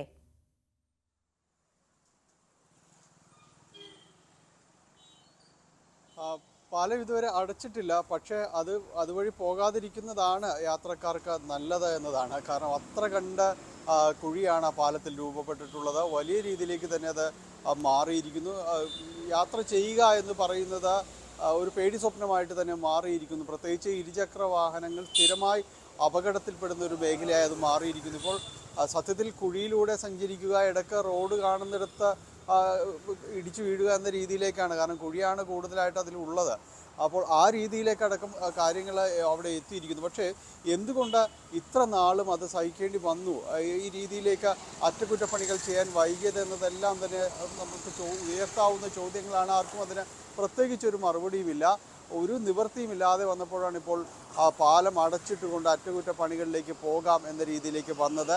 അല്ലറ ചില്ലറ ചെറിയ വർക്കുകളായിരുന്നു നേരത്തെ നടത്തിയിരുന്നത്. പക്ഷെ അതുകൊണ്ടൊന്നും അതിലെ ഓട്ടം അടച്ചു പോകാൻ കഴിയില്ല. കാരണം അത് വലിയ രീതിയിലുള്ളൊരു കുഴിയായിട്ട് പാലം മുഴുവനായിട്ട് തന്നെ മാറിയിട്ടുണ്ട്. അതുകൊണ്ടാണ്, അത് കണക്കിലെടുത്തുകൊണ്ടാണ് മരട് നഗരസഭയടക്കം അതിൽ ഇടപെട്ടുകൊണ്ട് ഇതിൽ വളരെ അടിയന്തരമായി ദേശീയപാത അധികൃതർ ഇത് പരിഗണിക്കണം. കുണ്ടന്നൂർ തേവര പാലം എന്ന് പറയുന്നത് ഈ വെല്ലിംഗ്ടൺ ഐലൻഡ് തുടങ്ങിയ വലിയൊരു മേഖലകളിൽ നിന്ന് കടന്ന് നഗരത്തിലേക്കും മറ്റു മേഖലകൾ തൃപ്പൂണിത്തുറ അടക്കമുള്ളിടങ്ങളിലേക്കെല്ലാം പോകാൻ ദിനംപ്രതി പതിനായിരക്കണക്കിന് യാത്രക്കാർ ആശ്രയിക്കുന്ന ഒരു പാലമാണ്. അതുകൊണ്ട് അതിൽ അടിയന്തരമായ ഇടപെടലുകൾ വേണമെന്ന ആവശ്യമുയർന്നിരുന്നു. അതിനെ തുടർന്നാണ് 2 ദിവസം പാലം പൂർണ്ണമായും അടച്ചിട്ടുകൊണ്ട് അറ്റകുറ്റപ്പണികൾ ചെയ്യാമെന്ന് തീരുമാനിച്ചത്. പക്ഷേ അവിടെയും നാട്ടുകാരുടെ ദുരിതം അവസാനിക്കുന്നില്ല. മഴ അപ്പോഴേക്കും വില്ലനായി എത്തി. കഴിഞ്ഞ കുറേ ദിവസങ്ങളായി തുടരുന്ന മഴ, ആ സമയത്ത് അറ്റകുറ്റപ്പണികൾ നടത്താൻ സാധിക്കില്ല എന്നത് മാത്രമല്ല, നടത്തിയാൽ തന്നെ അത് നീണ്ടുപോവുകയും ചെയ്യുമെന്നാണ്. അതുകൊണ്ട് ദേശീയപാത അധികൃതർ കഴിഞ്ഞ ദിവസം ഇന്നലെ കൂടിയാലോചനകൾ നടത്തി മറ്റു ദിവസങ്ങളിലേക്ക് മാറ്റാമെന്ന് പറഞ്ഞിരിക്കുന്നു. അത് കാലാവസ്ഥ അനുകൂലമാണെങ്കിൽ മാത്രമേയുള്ളൂ വെള്ളിയാഴ്ച അറ്റകുറ്റപ്പണികൾ തുടങ്ങുക എന്ന് അറിയിച്ചിട്ടുണ്ട്. നിലവിലെ ഒരു ചാർട്ട് പ്രകാരം വെള്ളിയാഴ്ച രാത്രി 11 മണിയോടുകൂടി പാലം പൂർണ്ണമായും അടക്കും. അതിനുശേഷം ശനി ഞായർ ദിവസങ്ങൾ ആ പാലം യാത്രയ്ക്ക് വേണ്ടി ഒരുക്കിയെടുക്കുക എന്നതാണ്. പൂർണ്ണമായും അറ്റകുറ്റപ്പണികൾ തീർത്ത് മാറ്റുക. അതിനുശേഷം തിങ്കളാഴ്ച രാവിലെയോടുകൂടി തുറന്നു കൊടുക്കാം എന്നതാണ് നിലവിലെ ഒരു പദ്ധതി എന്ന് പറയുന്നത്. പക്ഷേ അപ്പോഴും അത് പറയുന്നു, ദേശീയപാത അതോറിറ്റി പറയുന്നുണ്ട്, കാലാവസ്ഥ അനുകൂലമാണെങ്കിൽ മാത്രമേ ഈ ഒരു പ്ലാനും വർക്കൗട്ട് ആകൂ. അല്ലാതെ അവിടെ ഈ മഴ പെയ്യുന്ന സമയത്ത് അറ്റകുറ്റപ്പണികൾ ചെയ്തിട്ട് കാര്യമില്ല. അത് നമുക്കും അറിയാം, അറ്റകുറ്റപ്പണികൾ ചെയ്തിട്ട് കാര്യമില്ല എന്ന് പറയുന്നപ്പോൾ മഴയുടെ സാഹചര്യം അനുസരിച്ചുകൊണ്ട് മാത്രമേ ആ ഒരറ്റകുറ്റപ്പണികൾ നടക്കുകയുള്ളൂ എന്നതാണ് സത്യം. എന്തായാലും മാനം തെളിയും, നാട്ടുകാരുടെ ദുരിതം മാറും, അറ്റകുറ്റപ്പണികൾ നടത്തി പാലം വൈകാതെ തുറന്നു കൊടുക്കും എന്ന പ്രതീക്ഷയാണുള്ളത്. ശരി, ഡാനിപ്പോളാണ് വിവരങ്ങൾ നൽകിയത്. എന്തായാലും എറണാകുളം തേവര കുണ്ടന്നൂർ പാലം അറ്റകുറ്റപ്പണികൾക്കായി ഇപ്പോൾ അടയ്ക്കുന്നില്ല, വെള്ളിയാഴ്ചത്തേക്ക് അത് മാറ്റിയിരിക്കുകയാണ്. കനത്ത മഴ തുടരുന്ന സാഹചര്യത്തിലാണ് ഈ പണി മാറ്റിവെക്കാനുള്ളൊരു തീരുമാനത്തിലേക്ക് എത്തിയിട്ടുള്ളത്. KSEB MD ബിജു പ്രഭാകറിന് നേരെ രൂക്ഷ വിമർശനവുമായി CPIM Thiruvambady area secretary VK Vinod. Biju Prabhakar ചെയ്ത കുറ്റം സർക്കാരിന് ഏറ്റെടുക്കാനാകില്ല, അതുകൊണ്ടാണ് വൈദ്യുതി ബന്ധം പുനഃസ്ഥാപിക്കാൻ സർക്കാർ ഉത്തരവിട്ടത്. ഒരാൾ അക്രമം നടത്തിയതുകൊണ്ട് അവരുടെ വൈദ്യുതി വിച്ഛേദിക്കുന്നത് അംഗീകരിക്കില്ലെന്നും VK വിനോദ് പറഞ്ഞു. KSEB വിഷയത്തിൽ LDF തിരുവമ്പാടിയിൽ നടത്തിയ പൊതുയോഗം ഉദ്ഘാടനം ചെയ്യുകയായിരുന്നു VK വിനോദ്. ബിജു പ്രഭാകർ എന്ന് പറയുന്ന IAS കാരൻ ചെയ്തതിന്റെ കുറ്റമൊന്നും ഇപ്പൊ സർക്കാരിന് ഏറ്റെടുക്കാൻ കഴിയില്ല. സർക്കാർ അത് അംഗീകരിക്കുന്നില്ല, ഞങ്ങളെ മുന്നണിയും അത് അംഗീകരിക്കുന്നില്ല. അതുകൊണ്ടാണല്ലോ ഡിസ്കണക്ട് ചെയ്തത്. കണക്ട് ചെയ്യാൻ ഗവൺമെന്റ് തീരുമാനമാണ്, സർക്കാർ തീരുമാനമാണ്. ഡിസ്കണക്ഷൻ ഒരാള് അക്രമം നടത്തി എന്നുള്ളത് കൊണ്ട് ആ തീരുമാനം വെച്ച് ഡിസ്കണക്ട് ചെയ്ത കറണ്ട് പുനഃസ്ഥാപിക്കാൻ സർക്കാർ തീരുമാനമാണ്. ഞങ്ങളെല്ലാം ഇടപെട്ടതാണ്. അപ്പോ ബിജു പ്രഭാകരന്റെ തീരുമാനം ഞങ്ങൾ അംഗീകരിക്കുന്നില്ല. അതുകൊണ്ട് ഇതൊക്കെ എന്താ പറയുക, മാനുഷിക മൂല്യങ്ങൾ വെച്ചുകൊണ്ടുള്ള ഗവൺമെന്റിന്റെ നിലപാടാണ്. കഴിഞ്ഞ ദിവസം നമ്മൾ ഏറെ ചർച്ച ചെയ്ത ഒരു വാർത്തയായിരുന്നു കോട്ടയത്ത് സ്വകാര്യ ബസ് കണ്ടക്ടറെ ആക്രമിച്ച സംഭവം. അതിലെന്തായാലും ആ പ്രതികരണവുമായി വിദ്യാർത്ഥിനി തന്നെ രംഗത്തെത്തിയിരിക്കുകയാണ്. കണ്ടക്ടർ വളരെ മോശമായി സംസാരിച്ചതിനെ തുടർന്നാണ് സംഭവങ്ങൾ ഉണ്ടായതെന്നാണ് 16-കാരി ന്യൂസ് 18നോട് പറയുന്നത്. പോക്സോ കേസ് എടുത്താണ് കണ്ടക്ടർക്കെതിരെ എന്തായാലും അന്വേഷണം നടത്തുന്നത്. തിരുനക്കര എന്ന് പറയുന്ന ബസ്സിന് തിരിച്ചു വരികയായിരുന്നു. അന്നേരം ബസ്സിലെ കണ്ടക്ടർ ചോദിച്ചു, ഇന്ന പോലെ സ്കൂളിൽ പോയതാണോ അതോ വേറെ എല്ലാവരും കൊണ്ട് കറങ്ങാൻ പോയതാണോ എന്ന് ചോദിച്ച്.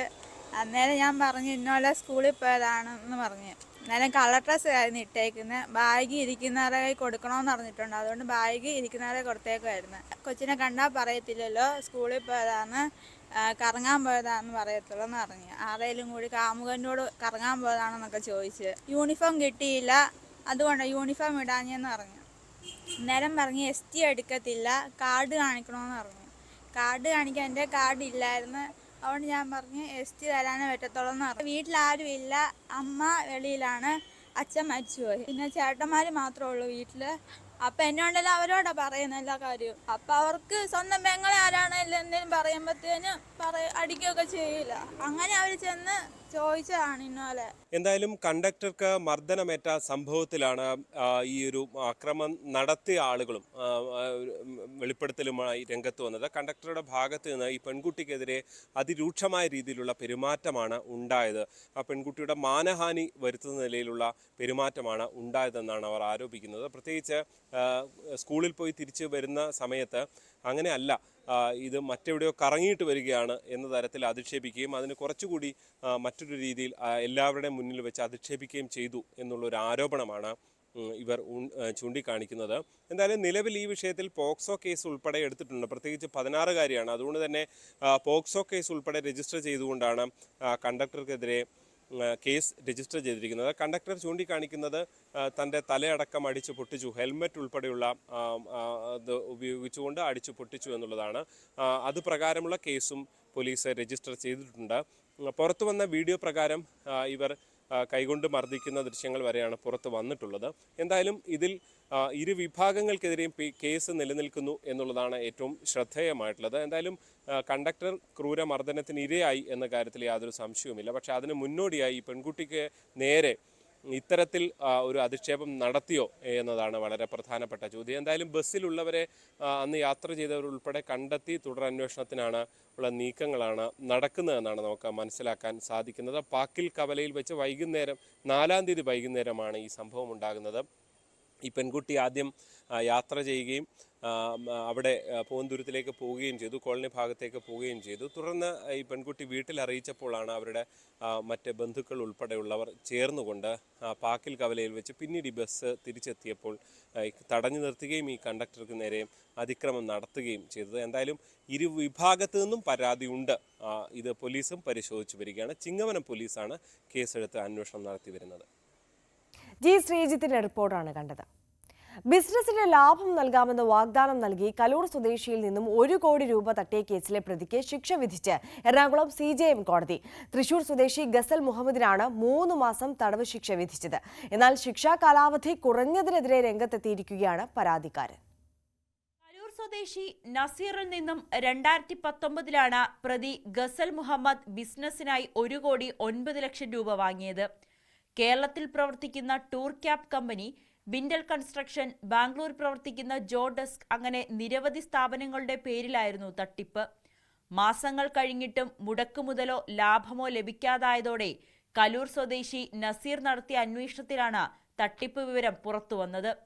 2010 മുതൽ ഞങ്ങളുടെ ഫ്ലാറ്റിൽ താമസിക്കുന്നതാണ് ഈ ഗസൽ മുഹമ്മദും ഫാമിലി.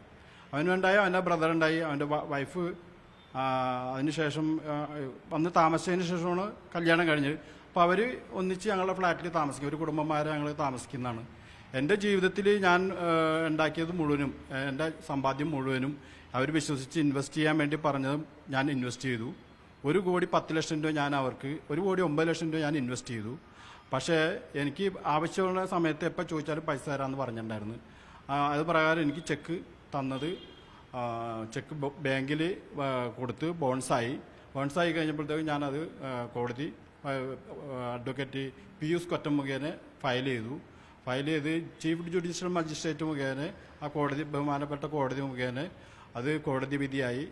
നസീറിന്റെ വർഷങ്ങൾ നീണ്ട പോരാട്ടങ്ങൾക്കൊടുവിലാണ് പ്രതി ഗസൽ മുഹമ്മദിന് കോടതി ശിക്ഷ വിധിച്ചത്. എന്നാൽ തനിക്ക് നീതി ലഭിച്ചില്ലെന്നാണ് പരാതിക്കാരൻ പറയുന്നത്. ഈ 1 കോടി 9 ലക്ഷം രൂപയ്ക്ക് 3 മാസം ശിക്ഷ കൊടുത്തു കഴിഞ്ഞിട്ടുണ്ടെങ്കിൽ ഇനിയും അവർക്ക് ഇതൊരു പ്രോത്സാഹനമായിട്ടല്ലേ മാറുള്ളൂ. ഇനിയും അവരുടെ പേരിൽ ധാരാളം കേസുകളുണ്ട് എൻ്റെ അറിവിൽ. ചാവക്കാട്, കുന്നംകുളം, പട്ടാമ്പി, അങ്ങനെ കേരളത്തിൻ്റെ പല ഭാഗങ്ങളിലും അവർക്ക് കേസുണ്ട്. പക്ഷേ ഇതൊക്കെ ഇവർക്ക് കൂടുതൽ പ്രോത്സാഹനമാകല്ലേ ചെയ്യുള്ളൂ. ബോംബെയിൽ വരെ കേസുണ്ട് എൻ്റെ അറിവിൽ. ബോംബെയിലുണ്ട് കേസ്, കേരളത്തിൻ്റെ പല ഭാഗങ്ങളിലും കേസുണ്ട്. അപ്പം ഈ കൊടുക്കാനുള്ള ആൾക്കാർക്കൊക്കെ ഇതേമാതിരി തന്നെ അവർ 3 മാസം കോടതി ശിക്ഷിച്ചു കഴിഞ്ഞിട്ടുണ്ടെങ്കിൽ അവർക്കിതൊരു പ്രചോദനമായിട്ട് മാറല്ലേ ഉള്ളൂ. ഇത് ബാക്കിയുള്ളവർക്കൊരു പ്രചോദനമാകൂലേ? ഇത് ബാക്കിയുള്ളവർ ചീറ്റ് ചെയ്യാനായിട്ട് ഇത് പോരാ. ഈ കോടതി നിയമം, ബഹുമാനപ്പെട്ട കോടതി അതിന് ഒരു തക്കതായ 3 മാസം എന്നുള്ളത് തക്കതായ അവർക്കൊരു മറ്റുള്ളവർക്കൊരു പാഠമാകട്ടെ എന്നുള്ള രീതിയിലുള്ളൊരു ശിക്ഷ ബഹുമാനപ്പെട്ട കോടതി കൊടുക്കണമെന്നുള്ള ഇത് എൻ്റെ ഒരു അനുഭവം. എനിക്ക് പറ്റി. ഇനി ഇതുമാതിരി ഒരു അനുഭവം വേറൊരാൾക്ക് പറ്റിക്കൂടാ. കേരളത്തിനകത്തും പുറത്തുമായി കോടികളുടെ തട്ടിപ്പ് നടത്തിയ പ്രതിക്കെതിരെ ഇതിനോടകം തന്നെ 10 കേസുകളുണ്ട്. നഷ്ടപ്പെട്ട പണം തിരികെ ലഭിക്കണം, ഇല്ലെങ്കിൽ കടുത്ത ശിക്ഷ നൽകണമെന്നാവശ്യപ്പെട്ട് വീണ്ടും കോടതിയെ സമീപിക്കാനാണ് തീരുമാനം. ന്യൂസ് 18 കൊച്ചി. വന്യജീവികളുടെ ആക്രമണത്തിൽപ്പെടുന്ന ജനങ്ങൾക്ക് പ്രത്യേക പരിരക്ഷ നൽകാൻ സംസ്ഥാന നിയമനിർമ്മാണം നടത്തണമെന്ന് ജോസ് കെ മാണി MP. ഇക്കാര്യം ആവശ്യപ്പെട്ട് മുഖ്യമന്ത്രിയുമായി വിശദമായ ചർച്ച നടത്തിയതായി ജോസ് കെ മാണി വ്യക്തമാക്കി. പോലീസിന് പ്രത്യേക അധികാരം നൽകുന്ന തരത്തിൽ നിയമം വേണമെന്നാണ് ആവശ്യം. വന്യജീവികളുടെ ആക്രമണത്തിന് യാതൊരു കുറവും വരാതെ നിൽക്കുന്നൊരു സാഹചര്യമുണ്ട്. ആ സാഹചര്യം കൂടി പരിഗണിച്ചാണ് സംസ്ഥാനത്ത് ഇക്കാര്യത്തിലൊരു പ്രത്യേക നിയമം തന്നെ കൊണ്ടുവരണം എന്ന നിലയിലേക്ക് ആവശ്യവുമായി ജോസ് കെ മാണി മുഖ്യമന്ത്രിയെ കണ്ടത്. ഡൽഹിയിൽ വെച്ചുള്ള കൂടിക്കാഴ്ചയിലാണ് ഇക്കാര്യത്തിൽ വിശദമായി മുഖ്യമന്ത്രിയോട് ഇക്കാര്യങ്ങൾ ആരാഞ്ഞതായി അദ്ദേഹം പറഞ്ഞു. നിലവിലുള്ള ഏതെങ്കിലും നിയമത്തിൻ്റെ ഭേദഗതിയിലൂടെ ഇത് സാധ്യമാകുമോ, അതല്ലെങ്കിൽ പുതിയ നിയമം എന്നതാണ് ഇത് നിയമവകുപ്പുമായി ചേർന്നുകൊണ്ട് ഇക്കാര്യത്തിൽ വിശദമായ പഠനം നടത്തി വേണം ഇക്കാര്യത്തിൽ മുന്നോട്ട് പോകാൻ. കേരള കോൺഗ്രസിന്റെ അഭിഭാഷകരോടടക്കം ഇക്കാര്യത്തിൽ ആരാഞ്ഞിട്ടുണ്ട് എന്ന് അദ്ദേഹം ചൂണ്ടിക്കാട്ടി. നമുക്ക് ഇപ്പോൾ ഉണ്ടാകുന്ന വന്യമൃഗം പുറത്തേക്ക് വന്നു കഴിയുമ്പോൾ ഹാബിറ്റാറ്റ് ഏരിയയിലേക്ക് വന്നു കഴിഞ്ഞാൽ, ജനവാസ കേന്ദ്രത്തിലേക്ക് വന്നു കഴിഞ്ഞാൽ അവിടെ ഫോറസ്റ്റ് ഉദ്യോഗസ്ഥനെ വിളിച്ചല്ല സംരക്ഷണം എന്ന് പറയുന്നത്, അത് പോലീസിനെ വിളിക്കണമെന്നാണ് എൻ്റെ ഒരു അഭിപ്രായം. കാരണം ഒരു ഫോറസ്റ്റ് ഉദ്യോഗസ്ഥനെ വിളിച്ച് പുറത്തേക്ക് ഇതാ വന്യമൃഗം വന്നു എന്ന് പറഞ്ഞാൽ വന്യമൃഗത്തിന് സംരക്ഷണം കൊടുക്കും, ജനത്തിനല്ല. അതാണ് അവരുടെ ലോ പറയുന്നത്. അപ്പോൾ ആ രീതിയിൽ വന്നു കഴിയുമ്പോൾ നമുക്കത് പ്രാദേശികമായി കേരള സംസ്ഥാനത്ത് അങ്ങനെ ഒരു അമെൻമെന്റോ ഉണ്ടാക്കാൻ കഴിയുമോ എന്ന് പരിശോധിക്കണം. ലോ സെക്രട്ടറി ഉൾപ്പെടെയുള്ളത് പരിശോധിച്ച് അങ്ങനെയാണെങ്കിൽ ആ പരിശോധന നടത്തി ഉടനടി ഒരു അമെൻമെന്റ് ഇവിടെ നടത്തേണ്ടതുണ്ട്. ഞാൻ മുഖ്യമന്ത്രിയെ നേരിട്ട് കണ്ട് കഴിഞ്ഞ ദിവസം കേരള ഹൗസിലുണ്ടായിരുന്നു, നേരിട്ട് കണ്ട് ഒരു അരമണിക്കൂറിനോളം ഈ കാര്യങ്ങൾ ഞാൻ ചർച്ച ചെയ്തു. ജോസ് കെ മാണി എടുത്തു പറയുന്ന ഏറ്റവും പ്രധാനപ്പെട്ട വിഷയം, അതായത് ഈ ഒരു വന്യജീവി ആക്രമണം ഉണ്ടായാൽ അവിടെ ഫോറസ്റ്റ് ഉദ്യോഗസ്ഥരെയാണ് നാട്ടുകാർ വിളിക്കേണ്ടി വരുന്നത്. ഫലത്തിൽ ഫോറസ്റ്റ് ഉദ്യോഗസ്ഥരെത്തുകയും വന്യജീവികളെ തുരത്തുന്നു. ഫലത്തിൽ വന്യജീവികൾക്കൊരു സംരക്ഷണം ഉണ്ടാകുന്നു എന്നല്ലാതെ ഇതിനോട് പ്രതിരോധിക്കാൻ നിന്നാൽ തന്നെ നാട്ടുകാർക്കടക്കം കേസ് വരുന്ന സാഹചര്യമുണ്ട്. ഫലത്തിൽ പോലീസിൻ്റെ ഇടപെടലാണ് ഇക്കാര്യത്തിൽ ഉണ്ടാകേണ്ടത്. അതുകൊണ്ട് തന്നെ ഇതൊരു ക്രമസമാധാന പ്രശ്നം എന്ന നിലയിൽ ജനങ്ങൾക്ക് അതിൻ്റെതായ സംരക്ഷണം ലഭിക്കേണ്ടതുണ്ട്. ജനങ്ങൾക്ക് സംരക്ഷണം നൽകുന്ന ഒരു നിയമം ഉണ്ടാകണം എന്ന ആവശ്യമാണ് അദ്ദേഹം മുന്നോട്ട് വെച്ചിട്ടുള്ളത്. എന്തായാലും ഇതിൻ്റെ പ്രായോഗികത എത്രത്തോളം എന്നത് വളരെ പ്രധാനപ്പെട്ടതാണ്. പ്രത്യേകിച്ച് വന്യജീവി സംരക്ഷണവുമായി ബന്ധപ്പെട്ടെല്ലാം കേന്ദ്ര നിയമങ്ങളുണ്ട്. കേന്ദ്ര ഭേദഗതി വേണമെന്ന ആവശ്യം കേരള കോൺഗ്രസും സംസ്ഥാന സർക്കാരും ഒക്കെ തന്നെ പല ഘട്ടങ്ങളിലായി മുന്നോട്ട് വെച്ചതുമാണ്. പക്ഷേ അതിനെയൊക്കെ മറികടന്നുകൊണ്ട് ഇങ്ങനൊരു നിയമം സാധ്യമാണോ എന്നത് ഇനിയും വ്യക്തമല്ല. എന്തായാലും അതിനെക്കുറിച്ചുള്ള ആലോചനകൾ ഒരു പരിധിവരെ LDF-ൽ നടക്കുന്നുണ്ട് എന്നതാണ് ജോസ് കെ മാണിയുടെ വാചകങ്ങളിൽ നിന്ന് മനസ്സിലാക്കേണ്ടത്. ജി ശ്രീജിത്തിന്റെ റിപ്പോർട്ടാണ് കണ്ടത്. ഇനി നാടകപ്രേമികൾക്ക് ഒരു സന്തോഷ വാർത്തയാണ്, അതിലേക്കാണ് നമ്മൾ കടക്കുന്നത്. കലാനിലയം സ്ഥിരം നാടകവേദി തിരിച്ചു വരുന്നു. പ്രമുഖ ബിസിനസ് സംരംഭകരായ ഏരീസ് ഗ്രൂപ്പ് കലാനിലയത്തെ ഏറ്റെടുത്തതോടെയാണ് തിരിച്ചുവരവിന് കളമൊരുങ്ങുന്നത്. ഇത് സംബന്ധിച്ച കരാറുകളിൽ ഏരീസ് ഗ്രൂപ്പ് സ്ഥാപക ചെയർമാൻ സോഹൻ റോയിയും കലാനിലയം കൃഷ്ണൻ നായരുടെ മകൻ അനന്ത പത്മനാഭനും ഒപ്പുവെച്ചു.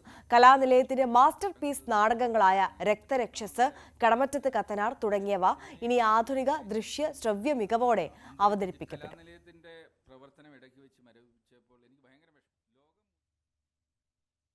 ഇടുക്കിയിലെ കർഷകർക്ക് ആശ്വാസമായി സർക്കാർ തീരുമാനം. പട്ടയമില്ലാത്ത സ്ഥലങ്ങളിലും പ്രകൃതിക്ഷോഭം മൂലമുള്ള കൃഷിനാശത്തിന് ആനുകൂല്യം നൽകാനുള്ള സർക്കാരിന്റെ തീരുമാനമാണ് ജില്ലയ്ക്ക് ആശ്വാസമായിരിക്കുന്നത്.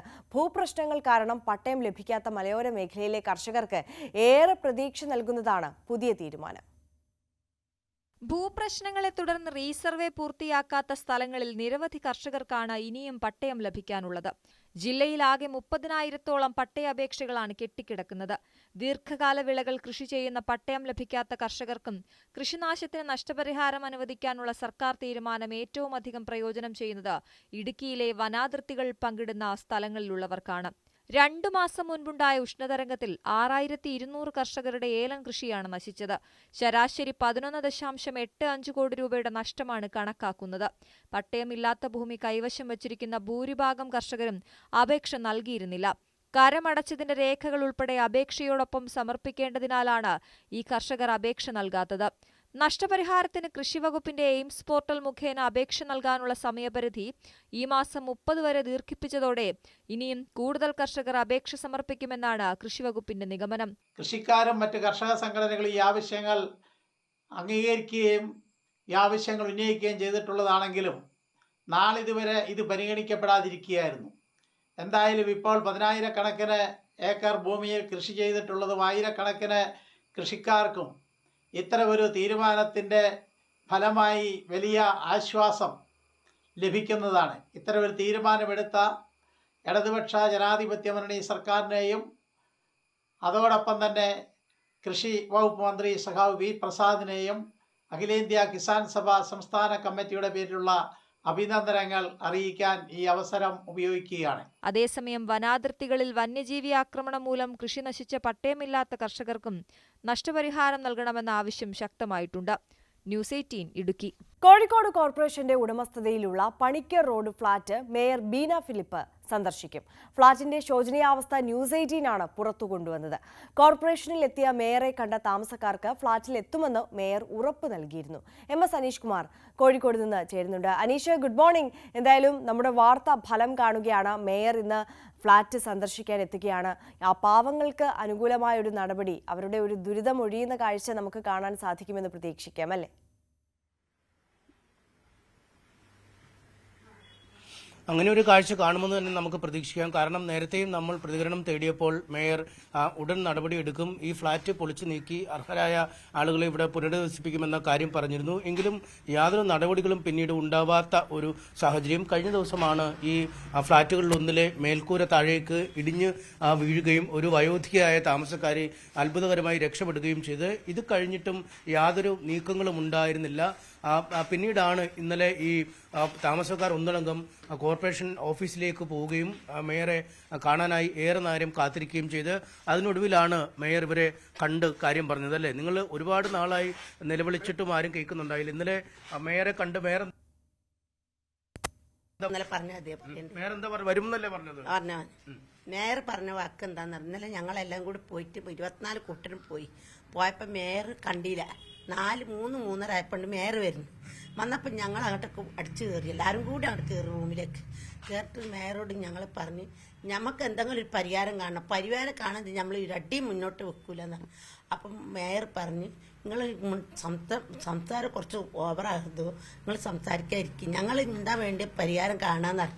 അപ്പം ഇന്നിപ്പോൾ മേയർ 8:30 ആകുമ്പോഴത്തേക്ക് എത്താന്ന് അറിയിക്കും. ഞങ്ങൾക്ക് സത്യം ചെയ്താൽ നിൽക്കണില്ല, എഴുതിയൊക്കെ വെച്ചിക്കണം.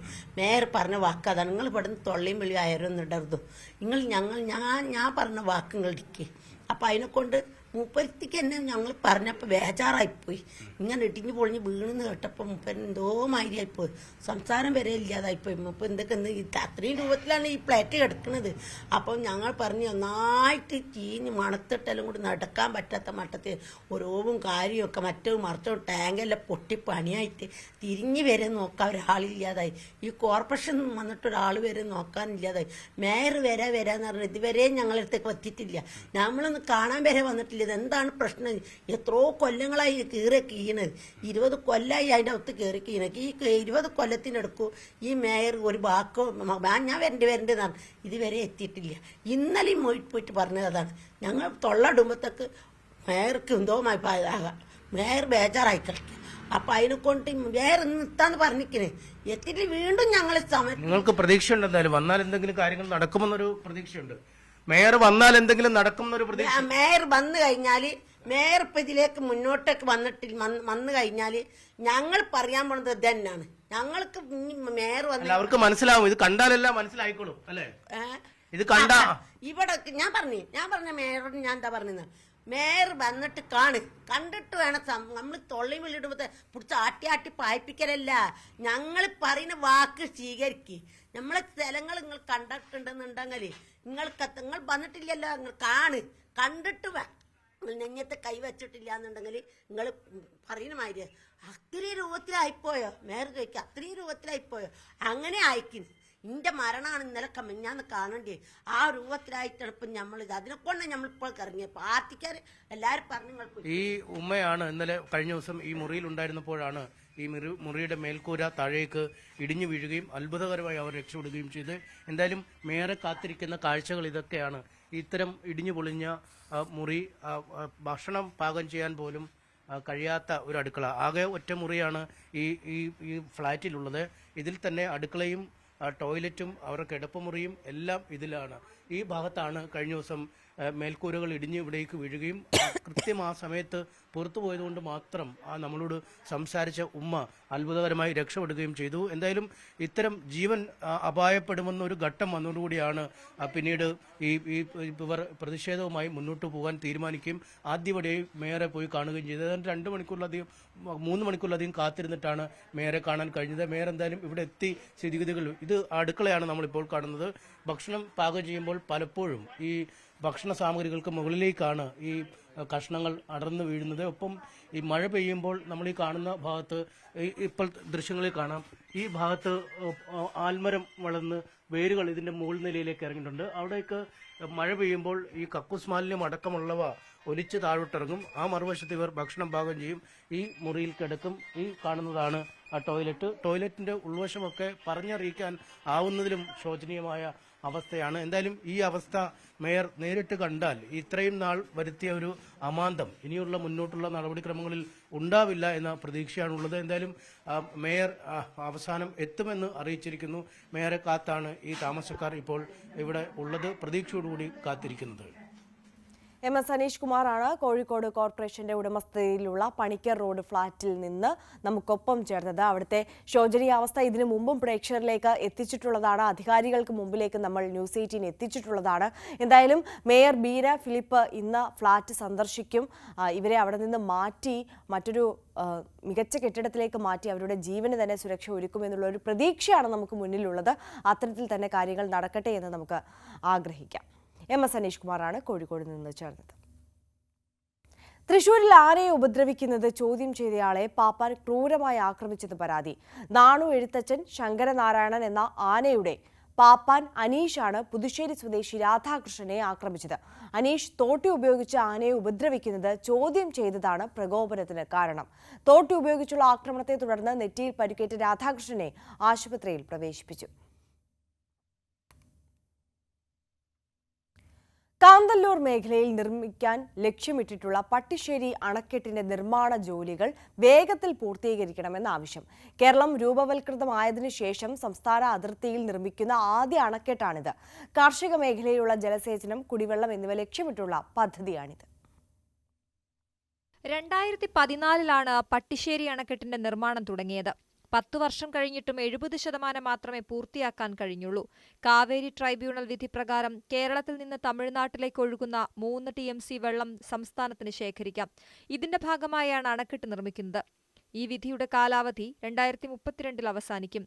മന്നവൻ ചോലയിൽ ഒഴുകിയെത്തുന്ന വെള്ളം ശേഖരിക്കാനായി 38.2 മീറ്റർ ഉയരവും 140 മീറ്റർ നീളവുമുള്ള അണക്കെട്ടാണ് നിർമ്മിക്കുന്നത്.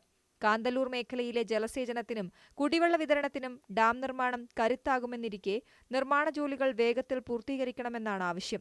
കാന്തല്ലൂർ പഞ്ചായത്തിലെ പട്ടിശ്ശേരി ഡാം നിർമ്മാണം തുടങ്ങിയിട്ട് ഏതാണ്ട് വർഷങ്ങളോളായി.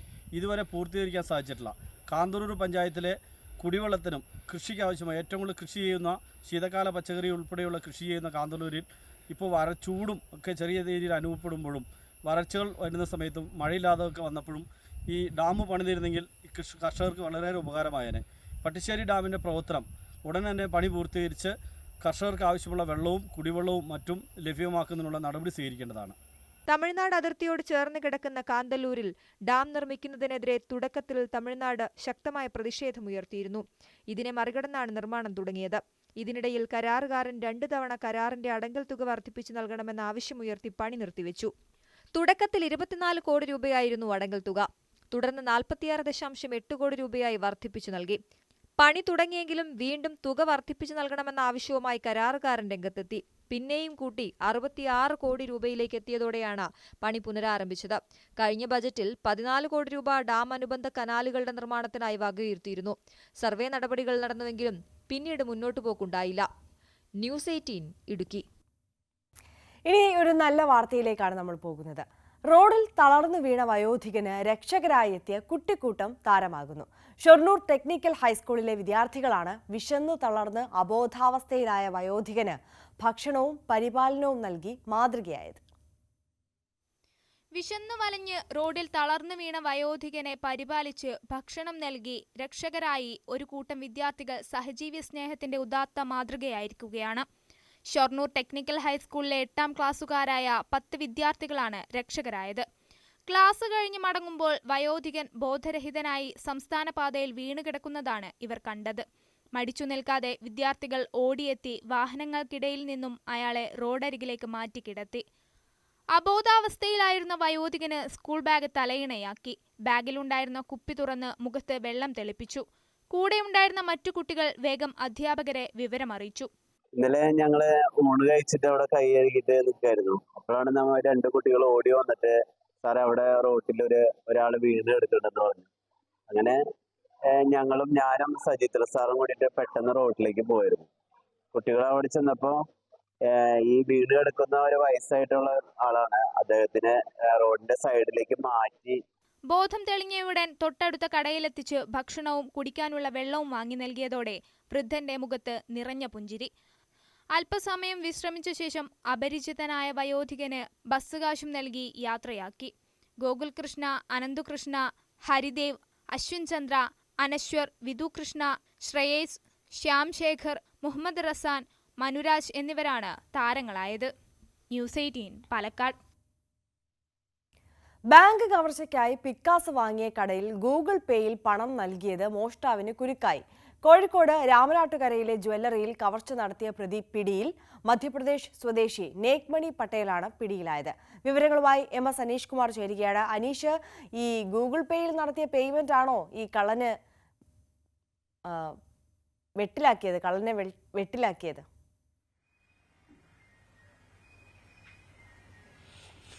തീർച്ചയായും വളരെ രസകരമായ ഒരു കേസന്വേഷണമാണ് പോലീസ് ഈ കേസുമായി ബന്ധപ്പെട്ട് നടത്തിയിരിക്കുന്നത് എന്നതാണ് രസകരം.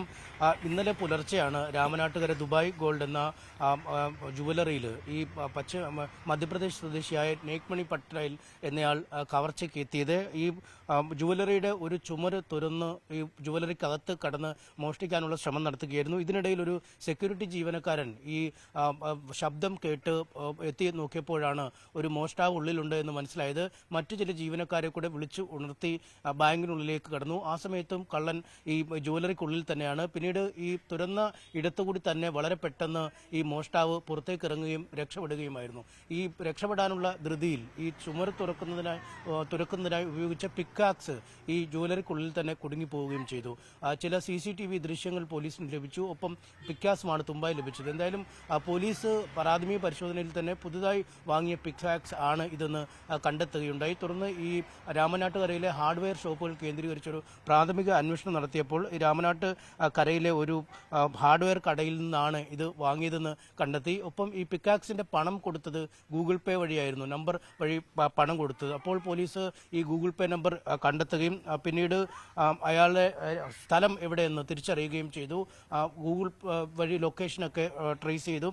ഒപ്പം ഫേസ്ബുക്കിലും മറ്റുമൊക്കെ കയറി ഇയാളുടെ പേര് വെച്ച് നോക്കുകയും ഫോട്ടോ ഡൗൺലോഡ് ചെയ്തെടുക്കുകയും ചെയ്തു. പിന്നീട് ഈ ജുവലറിയിൽ നിന്ന് ലഭിച്ച CCTV ദൃശ്യവും ഫേസ്ബുക്കിലെ ഫോട്ടോയും ഒന്നാണോ എന്ന് ഉറപ്പുവരുത്തി. ഇതിനുശേഷം ഫോൺ നമ്പർ ട്രേസ് ചെയ്ത് രാമനാട്ടുകര ബൈപ്പാസ് ജംഗ്ഷനിൽ വെച്ച് ഇയാളെ പിടികൂടുകയുമായിരുന്നു. എന്തായാലും വളരെ പെട്ടെന്ന് തന്നെ ഇന്നലെ രാത്രി തന്നെ പ്രതിയെ പോലീസിന് പിടികൂടാൻ കഴിഞ്ഞു. രണ്ട് കാര്യങ്ങൾ തന്നെയാണ് ഇതിൽ തുമ്പായത്. ഒന്ന്, ഈ തുറക്കാൻ ഉപയോഗിച്ച പിക്കാക്സ് ഈ മുറിയിൽ തന്നെ ഉപേക്ഷിച്ചു പോയി. മറ്റൊന്ന്, ഈ അദ്ദേഹത്തിന്റെ CCTV ദൃശ്യങ്ങൾ ഇയാളുടെ പതിയുകയും ചെയ്തു. എന്തായാലും ഈ ബാങ്ക് ജീവനക്കാരുടെ, സെക്യൂരിറ്റിയുടെ, ഈ ജുവലറി ജീവനക്കാരുടെ, സെക്യൂരിറ്റിയുടെയൊക്കെ ഒരു ഇടപെടൽ അവസരോചിതമായി ഉണ്ടായതിനാൽ ഈ ജുവലറിയിൽ നിന്നും കാര്യമായ വസ്തുവകൾ അല്ലെങ്കിൽ സ്വർണവും മറ്റും നഷ്ടമായിട്ടില്ല. ഈ ശബ്ദം കേട്ട ഉടനെ ഇയാൾ തുരത്തൽ അവസാനിപ്പിച്ച് അല്ലെങ്കിൽ മോഷണ ശ്രമം അവസാനിപ്പിച്ച് പുറത്തേക്ക് പോവുകയായിരുന്നു. എന്തായാലും ആധുനിക സാങ്കേതിക വിദ്യകൾ, ഈ ഗൂഗിൾ പേ അടക്കമുള്ള സാങ്കേതികതകൾ എത്രമാത്രം പോലീസിന് അന്വേഷണത്തിൽ സഹായകരമാണ്, അല്ലെങ്കിൽ അത് കൃത്യമായി ആ അവസരം വിനിയോഗിക്കാൻ പോലീസിന് കഴിഞ്ഞു എന്നതാണ് ഏറ്റവും ശ്രദ്ധേയം. ഇയാൾ കുറച്ച് നാളുകളായി JCB ഓപ്പറേറ്ററും മറ്റുമായി ഈ രാമനാട്ടുകര ഭാഗത്ത് കഴിയുന്നുണ്ട്. കമ്പ്യൂട്ടർ സയൻസിൽ ഡിപ്ലോമ ജേതാവ് കൂടിയാണ് ഇത്.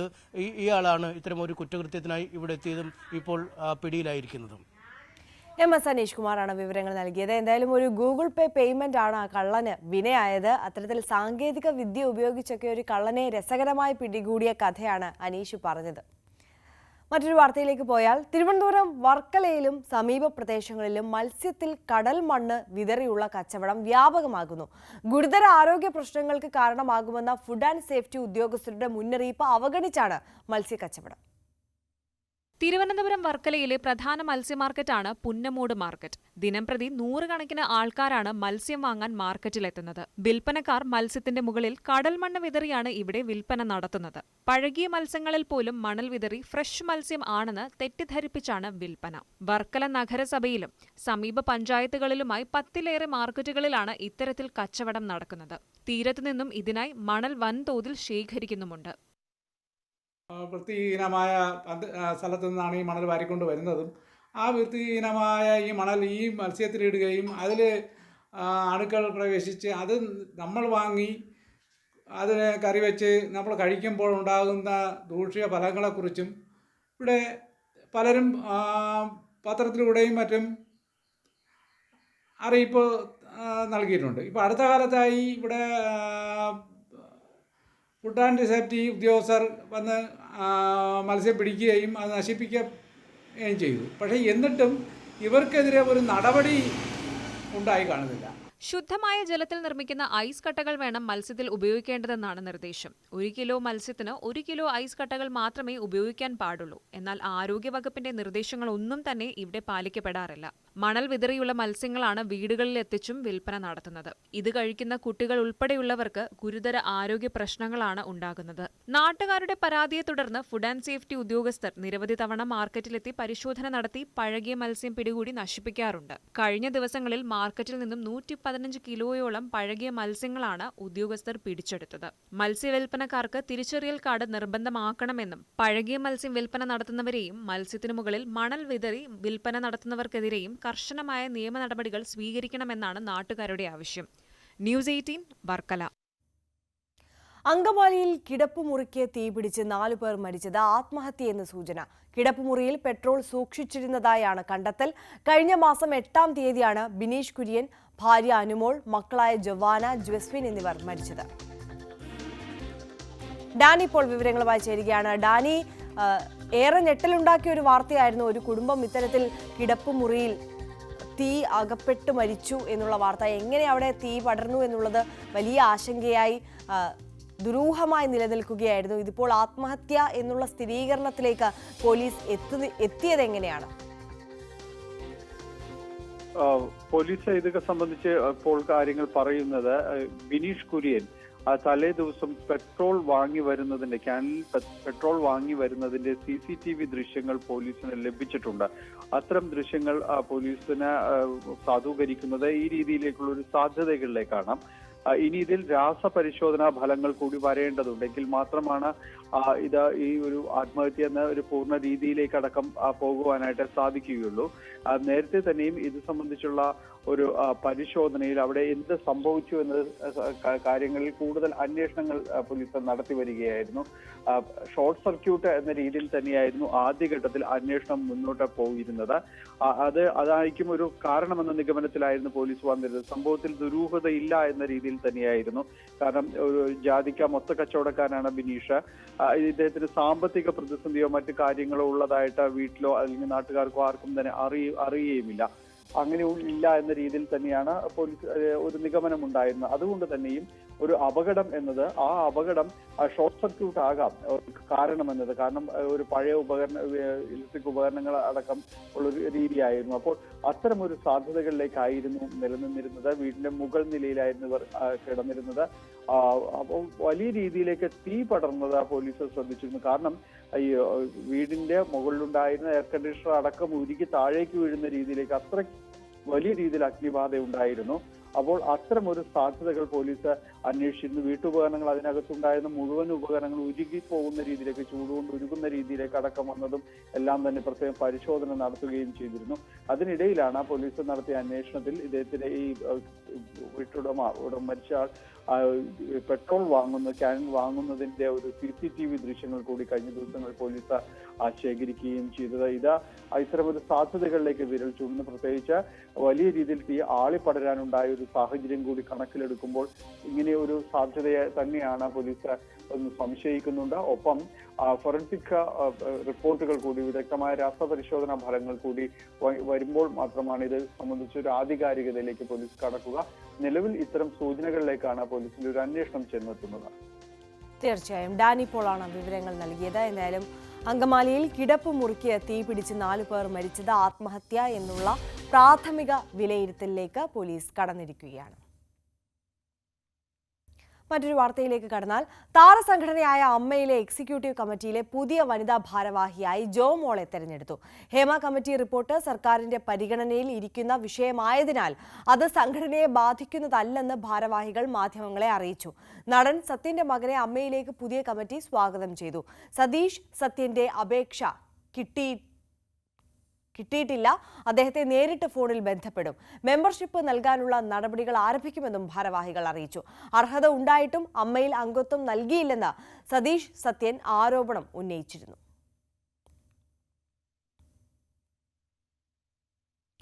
ഇറാന്റെ പുതിയ പ്രസിഡന്റാണ് മസൂദ് പെസഷ്കിയാൻ.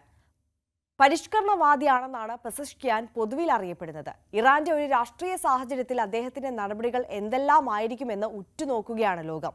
ഇന്ത്യയുമായി എല്ലാ കാലത്തും നല്ല ബന്ധം പുലർത്തിയിരുന്ന രാജ്യവും കൂടിയാണ് ഇറാൻ. അതുകൊണ്ട് തന്നെ എന്തായിരിക്കും പെസഷ്കിയാൻ ഭരണകൂടത്തിന് കീഴിലെ ഇന്ത്യ നയമെന്നതും നിർണായകമാണ്. ഇക്കാര്യങ്ങൾ പരിശോധിക്കാം. ഇബ്രാഹിം റൈസി ഹെലികോപ്റ്റർ അപകടത്തിൽ കൊല്ലപ്പെട്ട ശേഷം ഇറാന് പുതിയൊരു പ്രസിഡന്റ് ഉണ്ടായിരിക്കുന്നു. പരിഷ്കരണവാദിയായ മസൂദ് പെസഷ്കിയാൻ. ജനഹിതമനുസരിച്ച് ഇനി പെസഷ്കിയാൻ ഇറാനെ മുന്നോട്ട് നയിക്കും. ഇറാനിൽ വലിയൊരു മാറ്റത്തിനാണ് പെസഷ്കിയാൻ പദ്ധതിയിടുന്നതെന്നാണ് ലോകമാധ്യമങ്ങൾ റിപ്പോർട്ട് ചെയ്യുന്നത്. വിദേശകാര്യ നയങ്ങളിലടക്കം മാറ്റമുണ്ടാകും. ഇറാനിയൻ പരമോന്നത നേതാവ് ആയത്തുള്ള അൽ ഖമനേനിയിൽ നിർണായക സ്വാധീനം ചെലുത്താൻ പെസഷ്കിയാന് കഴിയുമെന്നും വിലയിരുത്തലുണ്ട്. നിലപാടുകളിൽ കടുപ്പക്കാരനായ യാഥാസ്ഥികവാദി സയ്യിദ് ജലീലിയെ തോൽപ്പിച്ചാണ് ഹൃദ്രോഗ വിദഗ്ധനും സർജനുമായ പെസഷ്കിയാൻ ഇറാന്റെ ഭരണതലപ്പത്തേക്ക് എത്തിയത്. ദുർഘടമായ പാതയാണ് നമുക്ക് മുന്നിലുള്ളതെന്ന് രാജ്യത്തോട് പെസഷ്കിയാൻ പറഞ്ഞതിൽ വലിയ അർത്ഥങ്ങളാണുള്ളതെന്നാണ് പൊതുവെയുള്ള വിലയിരുത്തൽ. തെരഞ്ഞെടുപ്പ് കഴിഞ്ഞു, ഇനി നമുക്ക് ഒന്നിച്ച് പ്രവർത്തിക്കാനുള്ള അവസരമാണ്. കാര്യങ്ങൾ അത്ര എളുപ്പമല്ല. ജനങ്ങളുടെ സഹകരണമുണ്ടെങ്കിലേ എല്ലാം സുഗമമാകൂ. ജനങ്ങളെ താൻ ഉപേക്ഷിക്കില്ല, ജനങ്ങളും തന്നെ ഉപേക്ഷിക്കില്ലെന്ന് കരുതുന്നു. ഇതായിരുന്നു പ്രസിഡന്റായി തെരഞ്ഞെടുക്കപ്പെട്ട ശേഷം ഇറാനിയൻ ജനതയോട് പെസഷ്കിയാൻ എക്സിലൂടെ പറഞ്ഞത്. ഇറാനിൽ പെസഷ്കിയാൻ സൃഷ്ടിക്കുമെന്ന് കരുതപ്പെടുന്ന വലിയ മാറ്റം രാജ്യത്തെ നിർബന്ധിത ശിരോവസ്ത്ര നിയമം എടുത്തുമാറ്റുമെന്നതാണ്. ഇതു സംബന്ധിച്ച് സൂചനകളൊന്നും പെസഷ്കിയാൻ ഇതുവരെ നൽകിയിട്ടില്ലെങ്കിലും അതാണ് ഇറാനെ ഉറ്റുനോക്കുന്ന രാജ്യാന്തര നിരീക്ഷകർ പ്രതീക്ഷിക്കുന്നത്. ഇറാനിലെ ഷിയ ഭരണക്രമത്തിൽ മറ്റു വലിയ മാറ്റങ്ങളൊന്നും നടപ്പാക്കാനും ഇടയില്ല.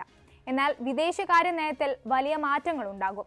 2015 ആണവ കരാറുമായി ബന്ധപ്പെട്ട് ലോകവുമായി ഇറാൻ എന്നും സംഘട്ടനത്തിലാണ്. ഇതിനൊരു പരിഹാരമുണ്ടാക്കാനുള്ള ശ്രമങ്ങൾ പെസഷ്കിയാന്റെ ഭാഗത്ത് നിന്നുണ്ടാകുമോ എന്ന ചോദ്യമാണ് ഇക്കാര്യത്തിൽ ഏറ്റവും പ്രധാനപ്പെട്ടത്. ലോകശക്തികളുമായി ആണവ കരാർ കാര്യത്തിൽ നിർത്തിവെച്ച ചർച്ചകൾ പുനരാരംഭിക്കാൻ സാധിച്ചാൽ തന്നെ അത് വലിയ മുന്നേറ്റമാകും.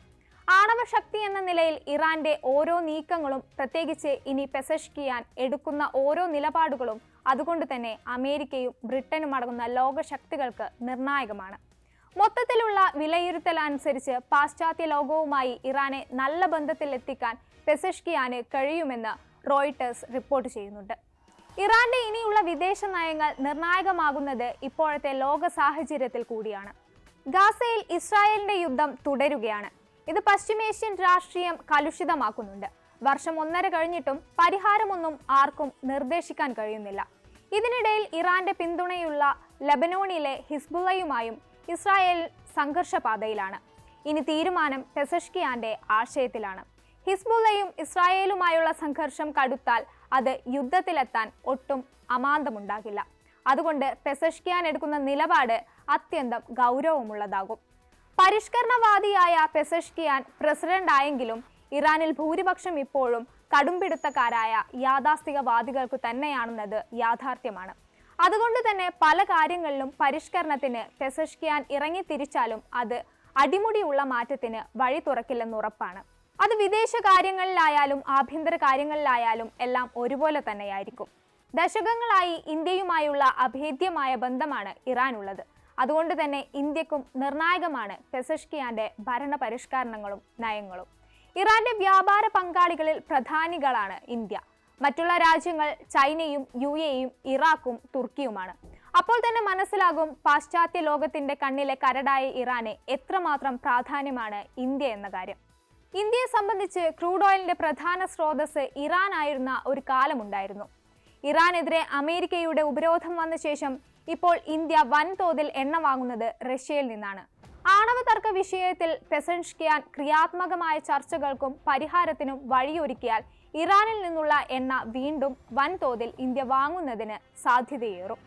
ഇന്ത്യയെ സംബന്ധിച്ച് അത്തരമൊരു വാതിൽ അടഞ്ഞിട്ടില്ലെന്നതും ശ്രദ്ധേയമാണ്. ഇന്ത്യക്ക് ഇപ്പോഴത്തേതിലും കുറഞ്ഞ വിലയിൽ ക്രൂഡ് ഓയിൽ ലഭിക്കുകയും ചെയ്യും. 2023 ഇന്ത്യയും ഇറാനും തമ്മിലുള്ള എണ്ണ വ്യാപാരം മുൻ വർഷങ്ങളെ അപേക്ഷിച്ച് 26% കുറഞ്ഞിരുന്നു. അതായത് ഇന്ത്യയുടെ കണക്കനുസരിച്ച് 2022 $2,499 ശതകോടി എണ്ണ ഇന്ത്യ വാങ്ങിയ സ്ഥാനത്ത് 2023 ഉണ്ടായ ഇടപാട് $1,836 ശതകോടി മാത്രമായിരുന്നു. മറ്റൊരു വശത്ത് ഇന്ത്യയും ഇറാനും തമ്മിലുള്ള ബന്ധത്തിൽ നിർണായകമാവുകയാണ് രാജ്യാന്തര തെക്ക് വടക്ക് ഗതാഗത ഇടനാഴിയും ചബഹർ തുറമുഖവും. കഴിഞ്ഞ മെയ്യിലാണ് തുറമുഖത്തിന്റെ 10 വർഷത്തേക്കുള്ള വികസനവും നടത്തിപ്പും സംബന്ധിച്ചുള്ള ഇന്ത്യയും ഇറാനും തമ്മിലുള്ള കരാർ നിലവിൽ വന്നത്. അമേരിക്ക ഇക്കാര്യത്തിൽ കടുത്ത എതിർപ്പുയർത്തിയിട്ടും ഇറാനുമായുള്ള ധാരണയിൽ ഇന്ത്യ ഉറച്ചു നിൽക്കുകയായിരുന്നു.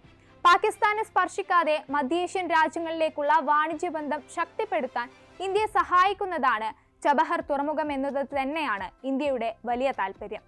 ഇറാനിലൂടെ കടന്നു പോകുന്ന 7200 കിലോമീറ്റർ ദൈർഘ്യമുള്ള രാജ്യാന്തര തെക്ക് വടക്ക് ഗതാഗത ഇടനാഴി ഇന്ത്യക്കും റഷ്യക്കുമിടയിൽ തുറന്ന പുതിയ വികസന പാതയാണ്. ഇന്ത്യക്കും ഇറാനും ഈ പാതയിൽ പ്രതീക്ഷയേറെയാണ്.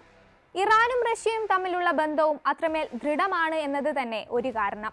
ഇന്ത്യക്കും ഇറാനും റഷ്യക്കും ലോകവുമായുള്ള വാണിജ്യ ഊർജ ബന്ധം സുരക്ഷിതവും സുസ്ഥിരവുമാക്കുന്നതിന് വഴിയൊരുക്കുന്നതായിരിക്കും അതിനാൽ തന്നെ ഈ രാജ്യാന്തര ഇടനാഴി. ഇതെല്ലാമാണ് പെസഷ്കിയാൻ ഇറാന്റെ തലപ്പത്തെത്തുമ്പോൾ ഇന്ത്യയെ സംബന്ധിച്ച് നിർണായകമാകുന്നത്. ഇന്ത്യയുമായുള്ള സാമ്പത്തിക സഹകരണം മെച്ചപ്പെടുത്താനും ഇറാൻ ആഗ്രഹിക്കുമെന്നു ഉറപ്പാണ്. പെസഷ്കിയാന്റെ വിജയത്തെ അനുമോദിച്ചുകൊണ്ട് പ്രധാനമന്ത്രി നരേന്ദ്രമോദി എക്സിൽ കുറിച്ചതും നല്ല ബന്ധം സൃഷ്ടിക്കാൻ ആഗ്രഹിക്കുന്നു എന്നതാണ്. ഇസ്രായേൽ ഹമാസ് യുദ്ധവും പശ്ചിമേഷ്യൻ പ്രശ്നങ്ങളുമെല്ലാം നിലനിൽക്കുമ്പോൾ പെസഷ്കിയാനുമായി ചേർന്ന് ഇന്ത്യ നയതന്ത്ര, രാഷ്ട്രീയ, വാണിജ്യ തലങ്ങൾ കൂടുതൽ സ്വരച്ചേർച്ചയോടെയുള്ള നീക്കങ്ങളായിരിക്കും ഒന്നിച്ചു നടത്തുകയെന്ന് വേണം നമുക്ക് പ്രതീക്ഷിക്കാൻ.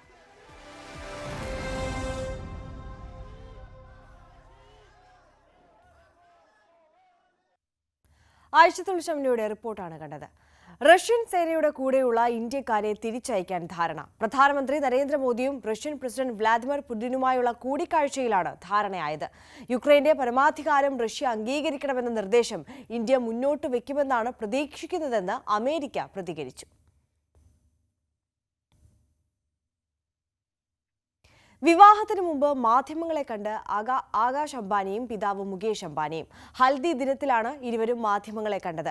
വെള്ളിയാഴ്ചയാണ് ആനന്ദ് അംബാനിയുടെയും രാധിക മർച്ചന്റിന്റെയും വിവാഹം.